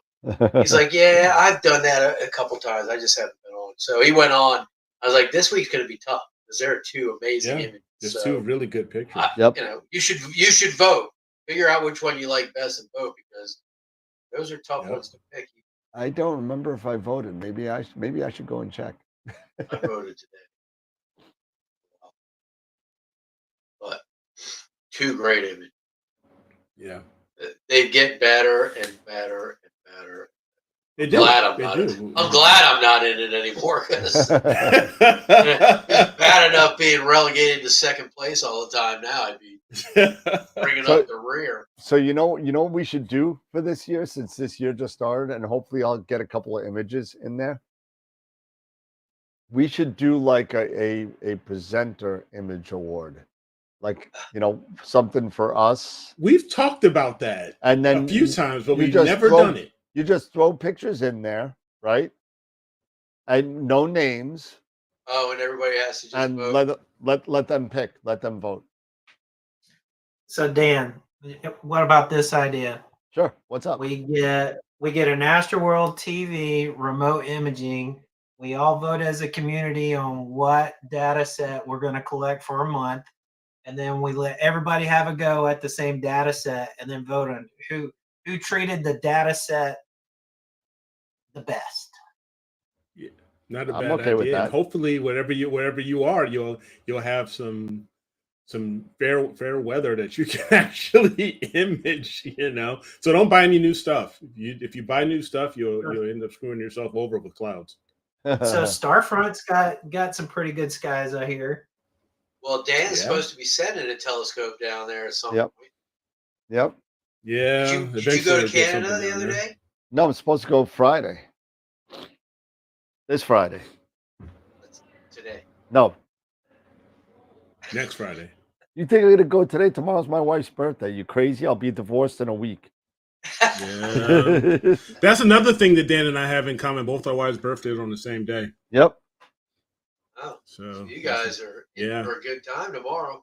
Yeah. Oh, you say you had to work, Dan? Well, I'm working during the day, and then we're going to go to this what you call it? Little Mexican Italian place. joint. Mexican Oh, place. Mexican. And then right next to it is an escape room, so we're gonna hit that. Oh, Okay. shit. All right. Escape. I love escape rooms. But yeah, no, that's a good idea, Kev. I'm cool with that. Yeah, absolutely.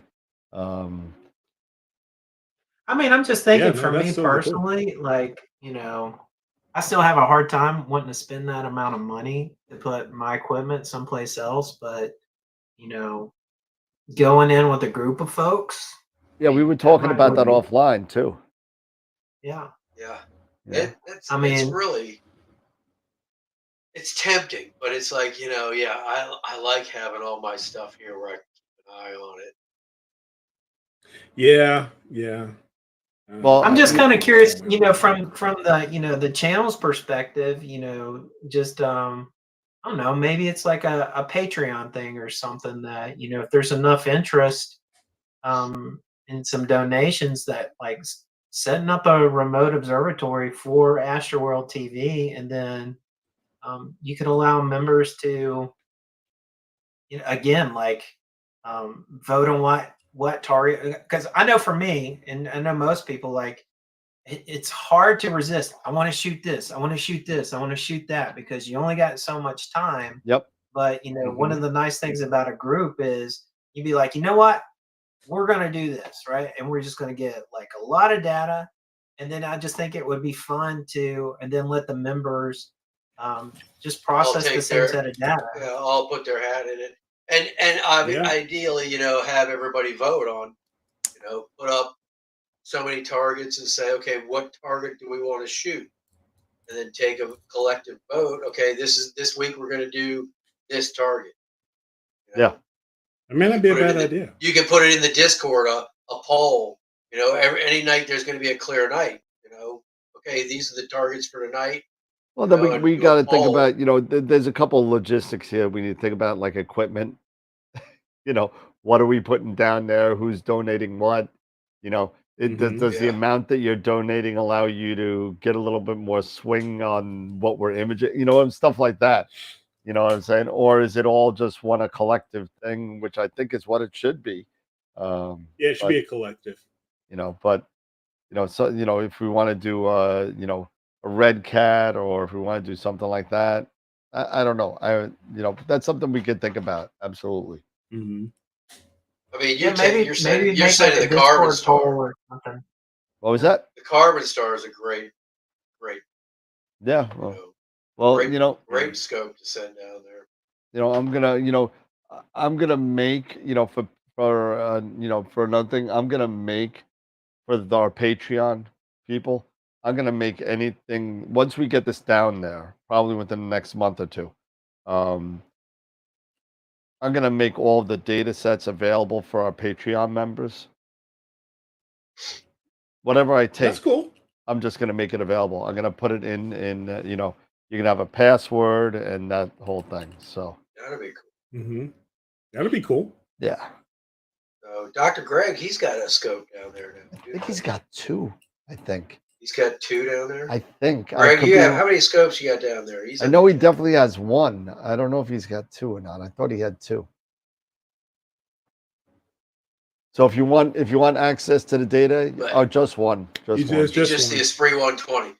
So, and then he travels a lot too. He's always he's all over on the move and going to dark places all the time. Yep. Oh, congrats, Josh. Getting a new scope. Which scope did you get? Just curious. Well, I think he just bought the new mount too. He bought the new ALEQ-55, I think. Oh, the new Skywatcher? Yep. Okay.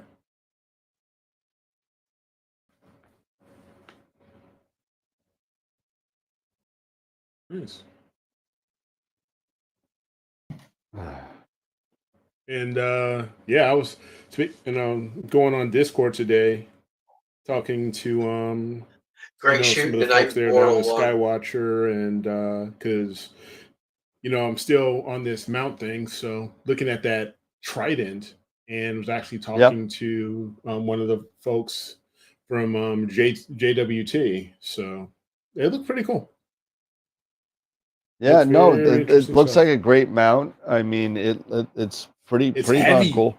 It's heavy, but heavy. yeah, but it's not It's not one of these awesome. things. It's not meant to be, brought to a star party, man. You know, No, absolutely. absolutely. It's like, Absolutely. I mean, some people will bring that kind of stuff to, like, I've seen some people lugging like EQ8Rs and Mach 2s and ME2s and to star parties. I'm like, you're crazy, man. Just give me a nice, I'll take my Pegasus and put my 9 1/4 on, and I'll be Kevin, fine. you said you have a MIT. Is that thing pretty beefy? Yeah, I mean, when it first came out, it was small, but it's still like 35 pounds. And then when I put like so if I do like my dual scope rig, I got like 70 pounds of counterweight. That's just counterweight on that thing. Yeah. And then all the scope and cameras together in the dovetail plate, that's just over 52 pounds. So yeah, you got to be pretty motivated to want to take that to someplace dark. Yeah. You and I were That's laughing why- about the first the first advertisement with that. It's like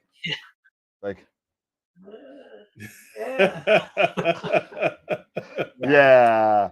You're I not don't think so. Yeah, you're gonna end up with a broken wrist on that one. So That or you're gonna drop your $7,000 mount on the ground. I would not recommend for sure. that is when I saw that, I remember when that came out, and I actually went up to software. I went up to the brothers and I was like this.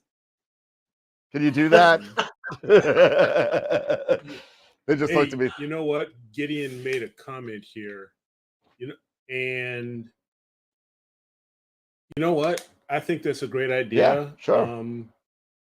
Can we do a show on how to install your Melee, 4C or other PC and load the software and how to remote in? Sure. Yeah, I'll even do it. I just did mine. So yeah, we could absolutely do that.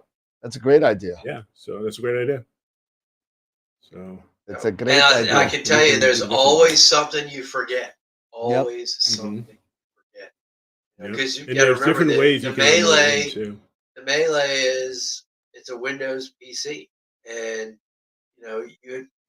you have to remember, you have to download everything on there that you need. There's always something you forget. Always something. It is. I remember when I was I'd make a checklist for sure. If you make a good checklist, because I've made like a standard template. I'm going to install these drivers. I'm going to install this, and I took that hat trick from Quev, because he did a really. I hope I'm not obliterating his name. He did a really good video to just talk about. Make sure you identify all the software and programs that you would need to install, and even the order that you would do it. And that's how I got my Melee set up. And, it's pretty solid. Yeah, because I was I set mine up, and I was like, trying to just it was in my living room, just making sure everything's going to work and everything's going to. And I'm trying to connect all my equipment, and I keep going to PhD2. It's like, can't find camera, can't find. I'm like, what do you mean you can't find a camera? And I totally Joan that I forgot to put the ZWO driver. Drivers on there, right? For my 174, for my 174 guide cam, and I was like, and the reason I forgot probably because I'm not a ZWO guy, but I do use that for a guide cam. So. But to your point, there's still always something to forget. Just kind of like even before we were starting this show, like I'm doing imaging right now, and I'm running. Start my sequence, and it's like, man, it pointed. You got the target. The focus was great, and then it says parking scope, and I'm like, no. I forgot to reset. The cooling. Done. Yeah. Yep. Like, oh man. Yep. I'm getting some data tonight. Yeah, looking good. Are you doing? You're still doing RGB again tonight, right? Yeah, it's just a one-shot color that I've been using. One-shot color. Man, I know I'm probably gonna start a fight here, but I started off, my first dedicated astronomy camera was a mono camera with filter wheel. And I will tell you, that is a good way to go. But these newer cameras, especially the one-shot cameras, the sensitivity of the sensors, the noise levels of the sensors, just the electronics packages of these things, the temperature regulation. You know, when time is not your friend, having a good one-shot color camera in decent skies. I mean, you know, I will acknowledge I'm pretty fortunate to live in about Bortle 4.5, so I can get away with some one-shot color. Yeah. And Okay. but I see so many people just kind of poo-poo that idea, like, oh, one-shot color cameras are garbage. They're not. They're not anymore. And No, you they're know, definitely fine. Yeah, but the different I gotta have unfortunately darker. can't get away with it where I live. You gotta have definitely darker can't. Yeah, skies. that's true. That's true. I mean, I acknowledge that. And so if light And I pollution think is it- not your friend, then you know a the mono Yeah. filter. true. I mean, I don't even know if I can get away with it in where I'm moving. I'm moving to like a Bortle 6. I don't even think I could get away with it there. I think you could. You think so? I mean, yeah, I think Yeah, you you could. could, but you're Would going it to would be it would it shooting be in the really B6? quick. Yeah. And I think what I have found from moving from one shot color to mono Mono. is just you get the best dynamic range in every channel possible. Yeah. Where Yeah, with the barometrics, you're kind of limited at what you can get. So that's I've noticed there's definitely a difference in my one shot color photos and my mono. yeah.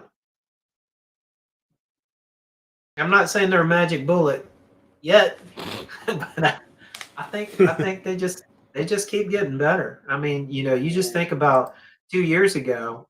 I think 2 years ago, I don't think people would have said CMOS is going to overtake CCD, and I Oh, think now we're look what there. they're doing. Yeah. Yeah. Now Yeah. look at it. Yeah, And they're exactly. 16 bit cameras now. Yep. Who's to say they don't go up to 24 or 32 bit at some point. Yep. But I mean, you know, astronomy being such a niche market, I kind of understand why it's not really optimized. But you know, I think that's really one of the advantages of consumer electronics. You know, wanting the smaller and smaller pixels and the larger and larger, you know, megapixels in these small cameras. That the manufacturers have learned a lot, and they understand. Like, man, if I could just make a good chip and crank those out, and then you know you let the integrators do like all the special thing to make it special for astronomy, like you know how many bit levels, how you're going to manage the electronics and the dark current that accumulates, like all those little technical things that go into it. I think the integrators are just the manufacturer of the chips have recognized if I streamline my processes around this stuff, I can make a chip that everybody wants to buy. And then you just let Yeah. the integrator put it in the package that's going to work best for whatever they're using it Yeah, that's a good point. Yep. Brought the cost down a good bit. But Yep. QEs and read noise in these new sensors, like, you know, the IMX 571, what a home run. What a home run sensor. Yeah. APS-C. Yep. Yep. That's the next Kodak sensor. You know, the KF 8300. Everybody's getting, all these new sensors, none of them have amp glow anymore. They've all defeated that.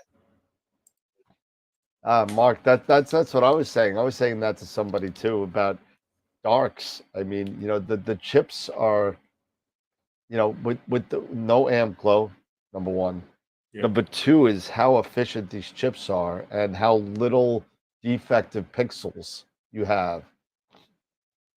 Even Yeah. the hot and cold pixels are so limited. I remember when Dave got his 26 from 26M. Altair, and he sent me a dark, and I literally was looking for like 5 minutes, zoomed in, and I finally found one dead pixel, and I'm like, well, shit, that's not gonna That's not going to worry my, in the grand scheme of things. I'm not worried about that. But you know, cooling you're going to need, yes, but darks you still want to have the, especially in the summertime. If you're dealing with anything like 80, 90 degrees, some of our friends in Arizona that are 100 plus, they don't even image because they can't cool the camera. And they're afraid they're Yeah, going to burn out. But you yeah. definitely need cooling. But as far as darks, because of the thermal noise, I don't know. Well, I mean, Mark mentioned, I think it was Mark had mentioned in the chat. Do you really need cooling with the new chips? I mean, the newer chips with the lower read noises and sensitivity. Because I mean, really, that's pretty much the reason why you cool a chip today. Back in the day of CCD, you cooled a chip because you really affected the noise, right? The electronic noise, the read noise. Right. But with the newer sensors, with the noise floor already being so low, pretty much I think the only reason why you're cooling a camera today is because you're trying to make it as the same, right? You want to take the same calibration out of your image, and I just think it makes a cleaner image. There's a lot less noise. But I think eventually, when they get the noise levels down to even more inconsequential levels they are now, I could see cooling not even being a thing in the future. The only reason why I run my cooler right now, even on my IMX 571, is to maintain a stable temperature, right? And it doesn't matter if it's minus 10, if it's 10 degrees, right? As long as it's stable so that you have consistent read noise in each of the frames. So when you go to calibrate, it means something statistically. I think that's the only reason you do it. And so the days like, I need a camera that cools to minus, 70 degrees Celsius. You don't need that. No. Not today, anyways. You need something Yeah. that can maintain temperature stable. That's what you need. Yeah. Yeah. No, that makes sense too. I mean, and to your point, I mean, obviously when it's cool out the wintertime, you know, that cooler's really not doing a lot. I Yeah, mean, it's down to like Right. 6% or something like that. It's but not come doing. summertime, Yeah. it's nice to have a camera that can cool to minus 45 below ambient as opposed to minus Mhm. 30 below ambient. Yeah, To I try and think they cool still. it as best you can. If you take a dark frame at 80 degrees, and you take a dark frame at 0 degrees or 32 for that matter, Yeah. I They'll see a look, difference even on the I, 571s. I can imagine they look Yeah, I can see a difference. And again, the thermal noise that's generated in the hot temperatures, if you could get that chip cooled down. Now, maybe the tech cooling, the internal cooling, maybe fans will go first. There'll be some sort of internal cooling, maybe something like that. But I still think there's going to be a need unless if the technology of the chip gets so good that the thermal noise that you can see a difference between an 80-degree and a 30-degree dark frame. I think we'll still need some of it to make sure you got the best possible image. If you at the end of the day, could you tell if a finished processed image didn't have any darks? I think you'd be hard pressed to kind of tweak it out. You know what I mean, and find out which one actually used darks. Amp glow aside. You know what I mean? The no amp right. glow, and but I mean, I think it's in order to get the best possible image that you're not because you guys know as well as I do when you sit there and you process your image, you fix something, but you tend to add more noise, and then you take the noise back out, and then you add more noise because you process something else. So you got to Mhm. take the noise out again, and to Yeah. start off with as little possible noise in the image from the get go, I think it's still going to be beneficial at least for the next five, Much 10 more years. ideal. Yeah. Yeah, And with hot pixels, with the modern post processing like with WBBB, yep. you know, you got the one, what is it? The correction in WBBB when you're stacking will take out a lot of hot pixels. and it gets rid of it. Yep. So- Kevin is a nice toast. Especially as long as you dither, that's the thing,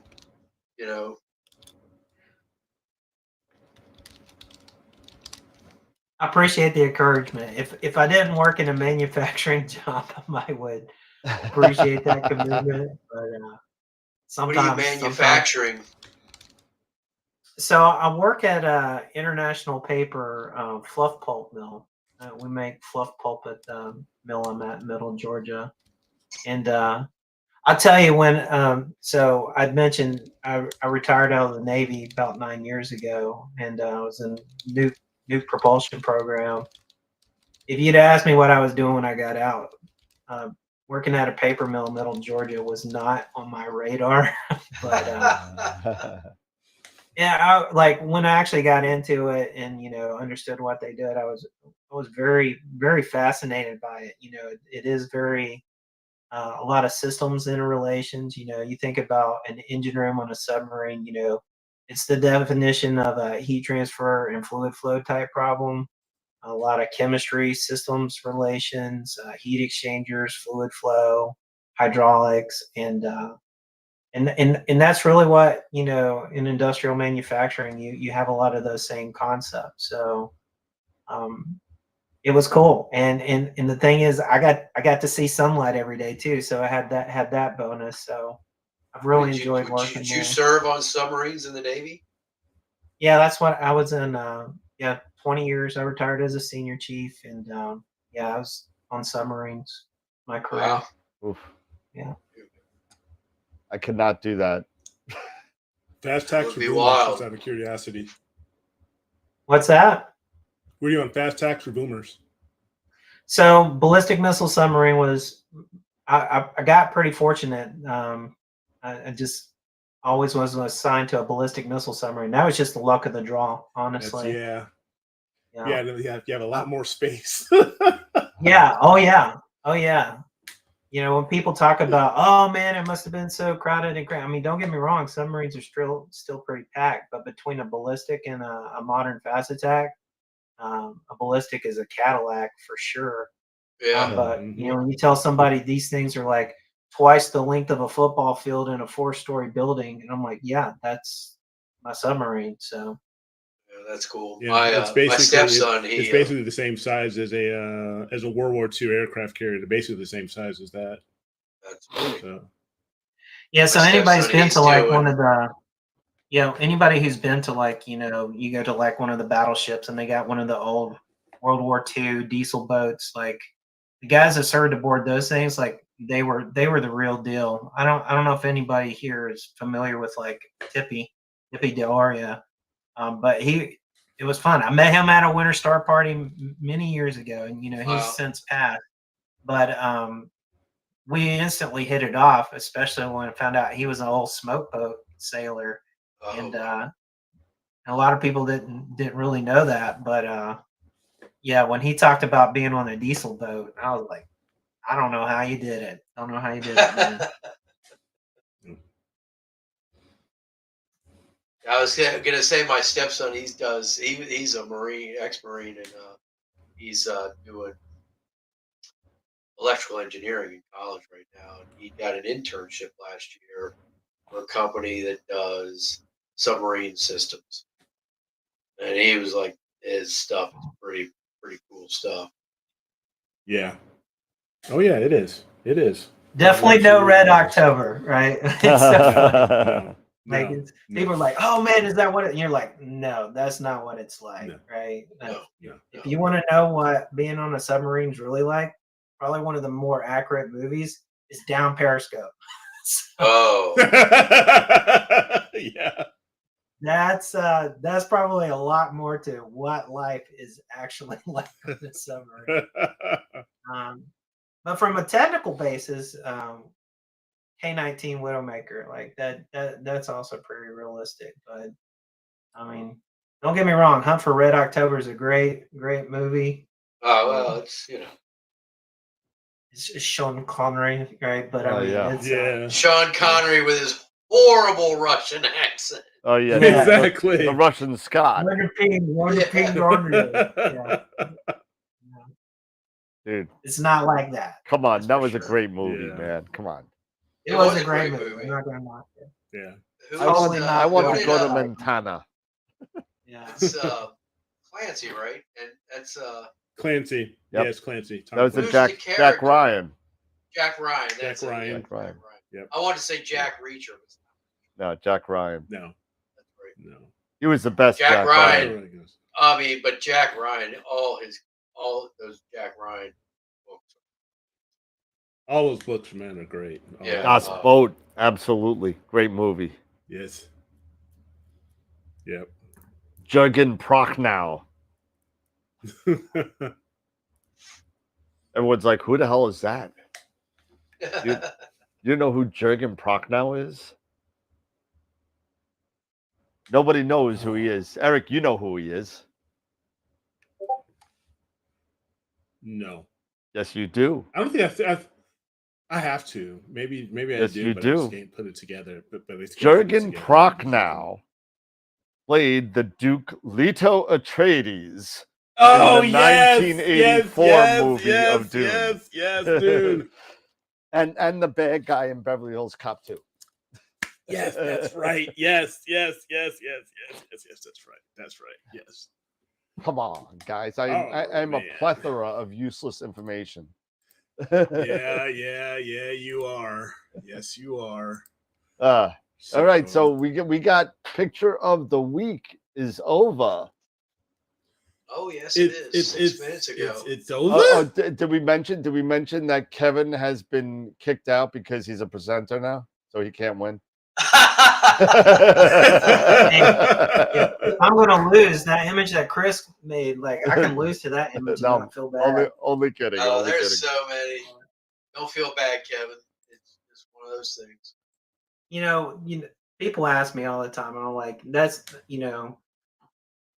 competition is good because it makes you get Absolutely. better, right? And it's Yeah, not. yeah, It's not. for sure. Yeah, it's not. It's always cool, and so like my picture that I submitted at the Edacraning, like that's probably like one of my most proud pictures that I've made. And not because it's like the best picture ever of Edacraning, because I know what it took to make that picture, right? I mean, that thing got maybe 6.5 degrees above the horizon, and I only was able to get about an hour across, at night for 3 nights, and to have been able to make an image like that, and that image actually won the Winter Star Party, first place. Nice.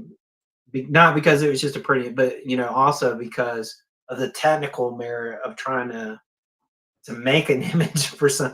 I'm like Something most so people are talking low in about. the I'm worried sky. about a satellite trail or an airplane. I was worried about boats, driving across the yeah.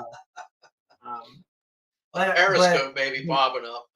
Yeah, right. But it was the challenge of it, and I don't know, like most star parties, like it's got to be data that was acquired at the star party and then processed at the star party and submitted, and it was a challenge, and I it just, but that competition makes me better about the details of image acquisition, the importance of good subframe selection, the importance of, having a delicate hand, don't over process it, no raccoon eyes, those kind of technical aspects. And so it's a challenge, and it just makes us better. And then when you can share that picture with others, hopefully it inspires them in some way, right? Yeah, absolutely. I want people to be Absolutely. excited about the things that are out in the natural world, and that we just take for granted.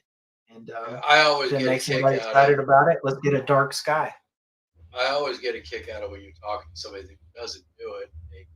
They don't know, and then they're like, "Take pictures of the night sky." And you're like, "Yeah."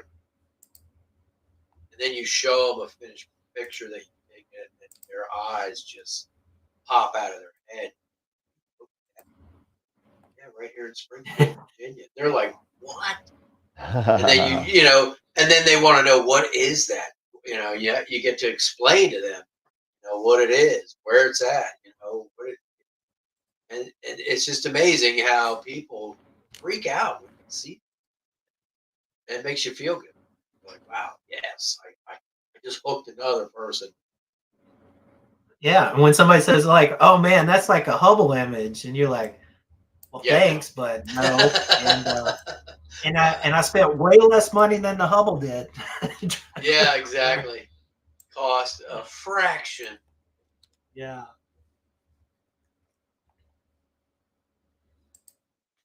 All right, so we ready to do this thing? So Let's hear it. Let's get things set up here. All right. And let me just get this. Somebody's saying hi to me. here, Who's and- Joe Durango? It's a name I haven't seen yet. and- It's Durango Joe. Yeah, but I just flip-flopped them. Okay. So it was between the Boogeyman Nebula and the Eye of God, the Helix Nebula. And we had 26 votes. And so our winner is, you can see that there. I can't see. Too small. Looks like the It is Boogeyman. Kevin, the Boogeyman. Kevin, congratulations, my man. Congratulations. Thank y'all. Thank y'all. That's a great image, man. It was a tough. It was a great pick this image. It week. really Yep. was. It really was. Yep. It was a tough pick because they were both incredible. Sweet. Yeah, they were. So, The images, And like that's- again, like over the last several months, just like it's crazy. Yeah. And what's cool about those two images, not ones we see a lot on the channel. We don't see a lot of those. Nope. You'll Nope. see, Absolutely not. the Boogeyman or the Helix that often. It had great depth on the boogie. Oh yeah, Yes. it was really. Yeah, that was so, one of the benefits of being at the Star Party because it put the Boogeyman. I mean, I was able to get almost 6 hours every night. I So was through there the zenith almost, yeah. So through the zenith. That was a yeah, thing. that's great. so there it is. Image of the week. There you go. So there you go. So congratulations. Oh, you already put it up? Well done. Yes. Oh, you're quick, He's on man. it, man. He is on it. Man. I gotta Thank make you. the pictures of the Yeah. last 2 weeks. I gotta make those. Oh, they can't Okay. see it. I'm sorry. Hold on. Yeah, I can't you see it. went to the 3-up. Oh, I'm You sorry. went to the without There you go. Eric. There it is. There it Yeah, is. it looks so good. Yeah. The Boogeyman. So He's like sweeping in there. yes. It's pretty cool. Yes. So congratulations. I couldn't believe all the hydrogen alpha that was around the surrounding area too, like Bernard's Loop in that top left Oh, corner. yeah. Like Yeah, Bernard's Loop is right And, there, isn't it? Yep. one of my buddies did a really great wide field with that on the FMA 180, and so when you're able to get the M78 on the other side of Bernard's Loop and the Boogeyman, that's really cool. And I think Trevor, Oh yeah. when Trevor was at Star Party, he was also imaging this area, and I think he used like his 71 or something like that, really wide field, but gorgeous image. I want to try to revisit that target with a wider field scope. Nice. Nice. Really good image, Kevin. Cool. Great. Yep. Awesome job, dude. Great job. Well done. Well done. Another Yeah, picture of the yeah. week. All Another right. one So done. now we are set for image of the month Yeah. for February. We are now locked in. So tomorrow morning, I believe I have it set for 8 a.m. Eastern. Tomorrow morning, the polls will begin to open. All right. So be ready. So come on, hop on over to Vote for that picture of the year, picture of the month. AStar IOTM this time for image of the month, and go and check it out. Awesome. And at the same time, you can also go in and you can, submit your own image, have a chance to compete for image of the month for March. There you go. Sweet. Yeah. All right, cool. What time is it? 9:44. It's about that time anyway. Yep. And I'm getting the sniffles. I haven't stopped all night. Drive me nuts. I walked in my house tonight and started sneezing. We're doing construction, so all the wood dust and everything was like, oh my God. I'm packing all my stuff up underneath. I'm packing stuff. There's almost nothing behind here. Well, all we see is Jar Jar Binks. Yeah, but there's nothing behind Jar Jar. Well, that's all. There's nothing there. Packing it up. So Crazy Dan gonna be selling some stuff at Neath. Oh yeah. Yep. It's gonna go like wildfire. It's gonna be crazy. Yeah. It's gonna be a long weekend. Yeah, but it's gonna be a fun one. Yeah. Busy, Oh, but fun. I plan on having fun. Oh, it's gonna be a great time. It's gonna be a great time. Yep. All right, cool. Yeah. Final thoughts then? Well, Dan, I appreciate the opportunity to, test the AStar box. Again, I would put it on a recommend list for somebody who's looking for something small and portable. Slap on a rig, relatively low cost still, but definitely a easy trigger kind of setup. I appreciate the opportunity to present tonight as well, and hopefully encourage some of the other members of the channel. Sign up. It takes a community, right? It takes a community, and I'd like to think that's what it's been. I've been a member. I say a member. AstroWorld TV follower now for just over 2 years. Yeah. And I really feel like I've taken more than I've given, right? And so this was an opportunity to give a little bit back, and so I really appreciate that opportunity. And so just encourage some of the other members to do something. I think in the last time somebody had mentioned, hey, you got an all sky camera kind of thing. Be interested in doing that? Well, this is something I'm beta testing, and one of my good buddies, he came up with a really interesting design, and I've been testing one of mine in the backyard now since early summer. What is so it? It's an enclosure, right? And so this goes on. You can mount it however you want. Here, let me do this real quick.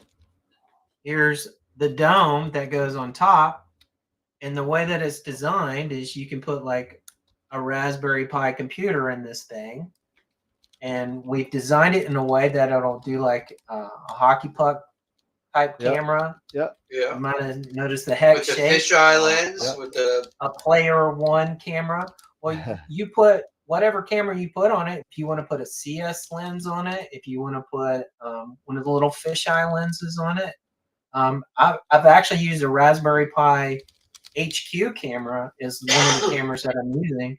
And so the way that he's designed this thing is you can put, again, like a ZWO puck type camera, a player one, uncooled little planetary type camera, or even like a Raspberry Pi camera, and just power over Ethernet, power this thing up, a nice enclosure over the top. Like I said, we're still doing some beta stuff with it, but again, if you like to tinker and you can put a little Raspberry Pi in this thing and set it up, there's lots of good free all sky software out there. Maybe that's something for a future episode we can talk about. Yeah, some of those all sky cameras are pretty cool when you see people that have them. Yeah, do like time lapses and stuff. Yeah, I mean it's just one of those things where a lot of people I've seen where they set them up where they're looking at the sky and also their mounts there. Yep. So it's like you're looking at the sky and you got your mount, so you can actually monitor your mount and the sky at the same time. So kind of cool. Yeah, absolutely. So, I think, again, what I liked about having an all sky camera is for those nights where I can't image, I'm still imaging, right? And I'll be honest, like on the nights where like even clouds come through, or even during the day, like I've had a bird just fly midair and caught a bird like midstream over it. Like That's it just cool. that's something, cool. and it's so passive, but it still allows you to enjoy what might be going on in the night sky. But again, having a good enclosure that lasts is a challenge. And this thing's been through a hurricane. We had a hurricane move through middle Georgia this last fall, if people remember. Mhm.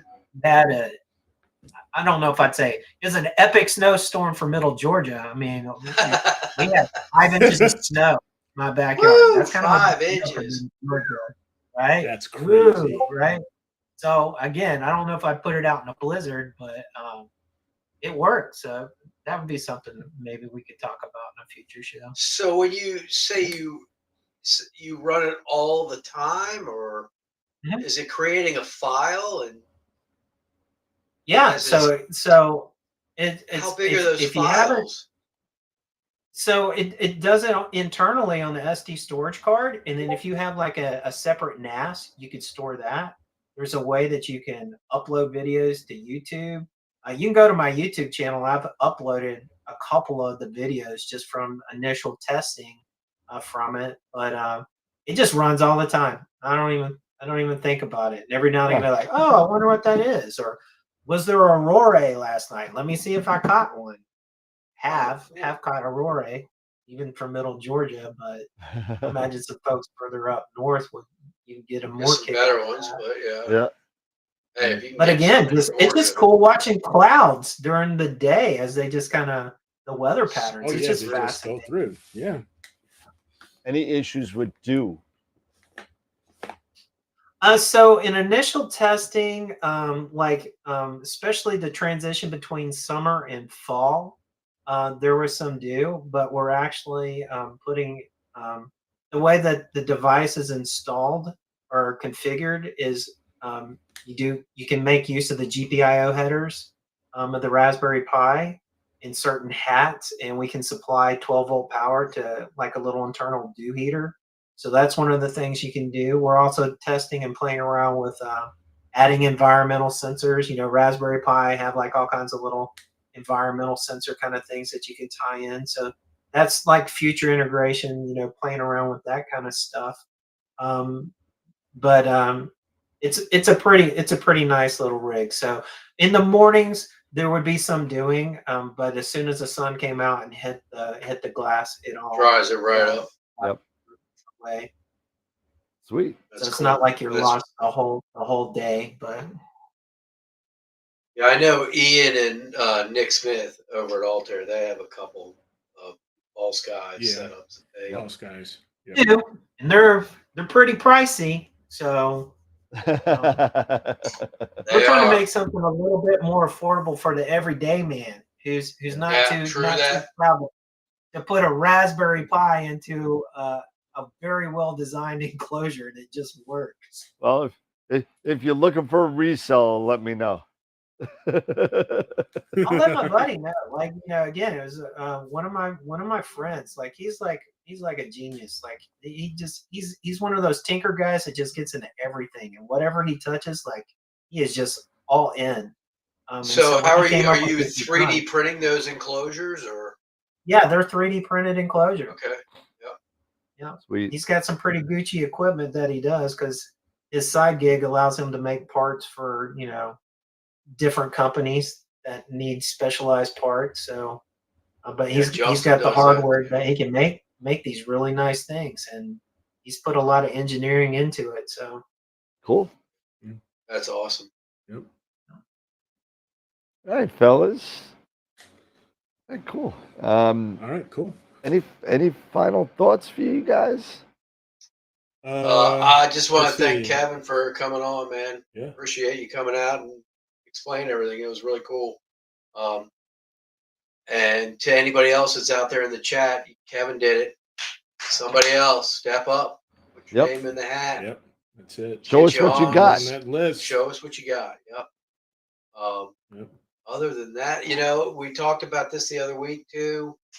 Maybe 1 week, bring back the Hit My Rig Yep.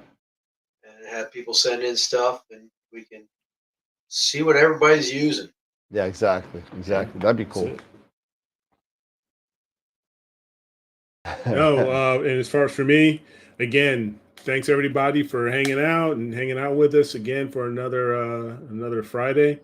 Yep. And yeah, congrats again to you, Kevin. Thank you again for joining and hanging Yep. out with us. And yeah, just have a great weekend, everybody. And we look forward to seeing you guys next week. Yeah, awesome. And thank you for your service too, Kevin. It's an honor to Absolutely. serve. Awesome. But and don't forget, Eric, you missed this, but on next Wednesday we're gonna have another guest, Dustin, from Astronomy Amateur Astronomy Magazine is gonna be on with us to hang out for a little bit. Okay. And then we'll That's be, next Friday or that's Wednesday. This Wednesday? next show, Wednesday? the next show. Yeah. Okay, cool. Okay. So it's gonna be cool. Okay, cool. Good deal. All right. All right, cool. All All right, right. everybody. Have a great weekend. Great show. Again, Kev, thank you so much for hanging out with us and showing us about the AStar box with a great presentation. Great job, man. And Yeah, Appreciate really it. good. yeah, so we'll see you guys on Wednesday night with Dustin, and enjoy the rest of your weekend. Have a great night, and as always, keep imaging, keep educating, and clear skies. And we'll see you Wednesday night with Dustin. Have a good night, everybody. See you Take care, guys. y'all. Take care.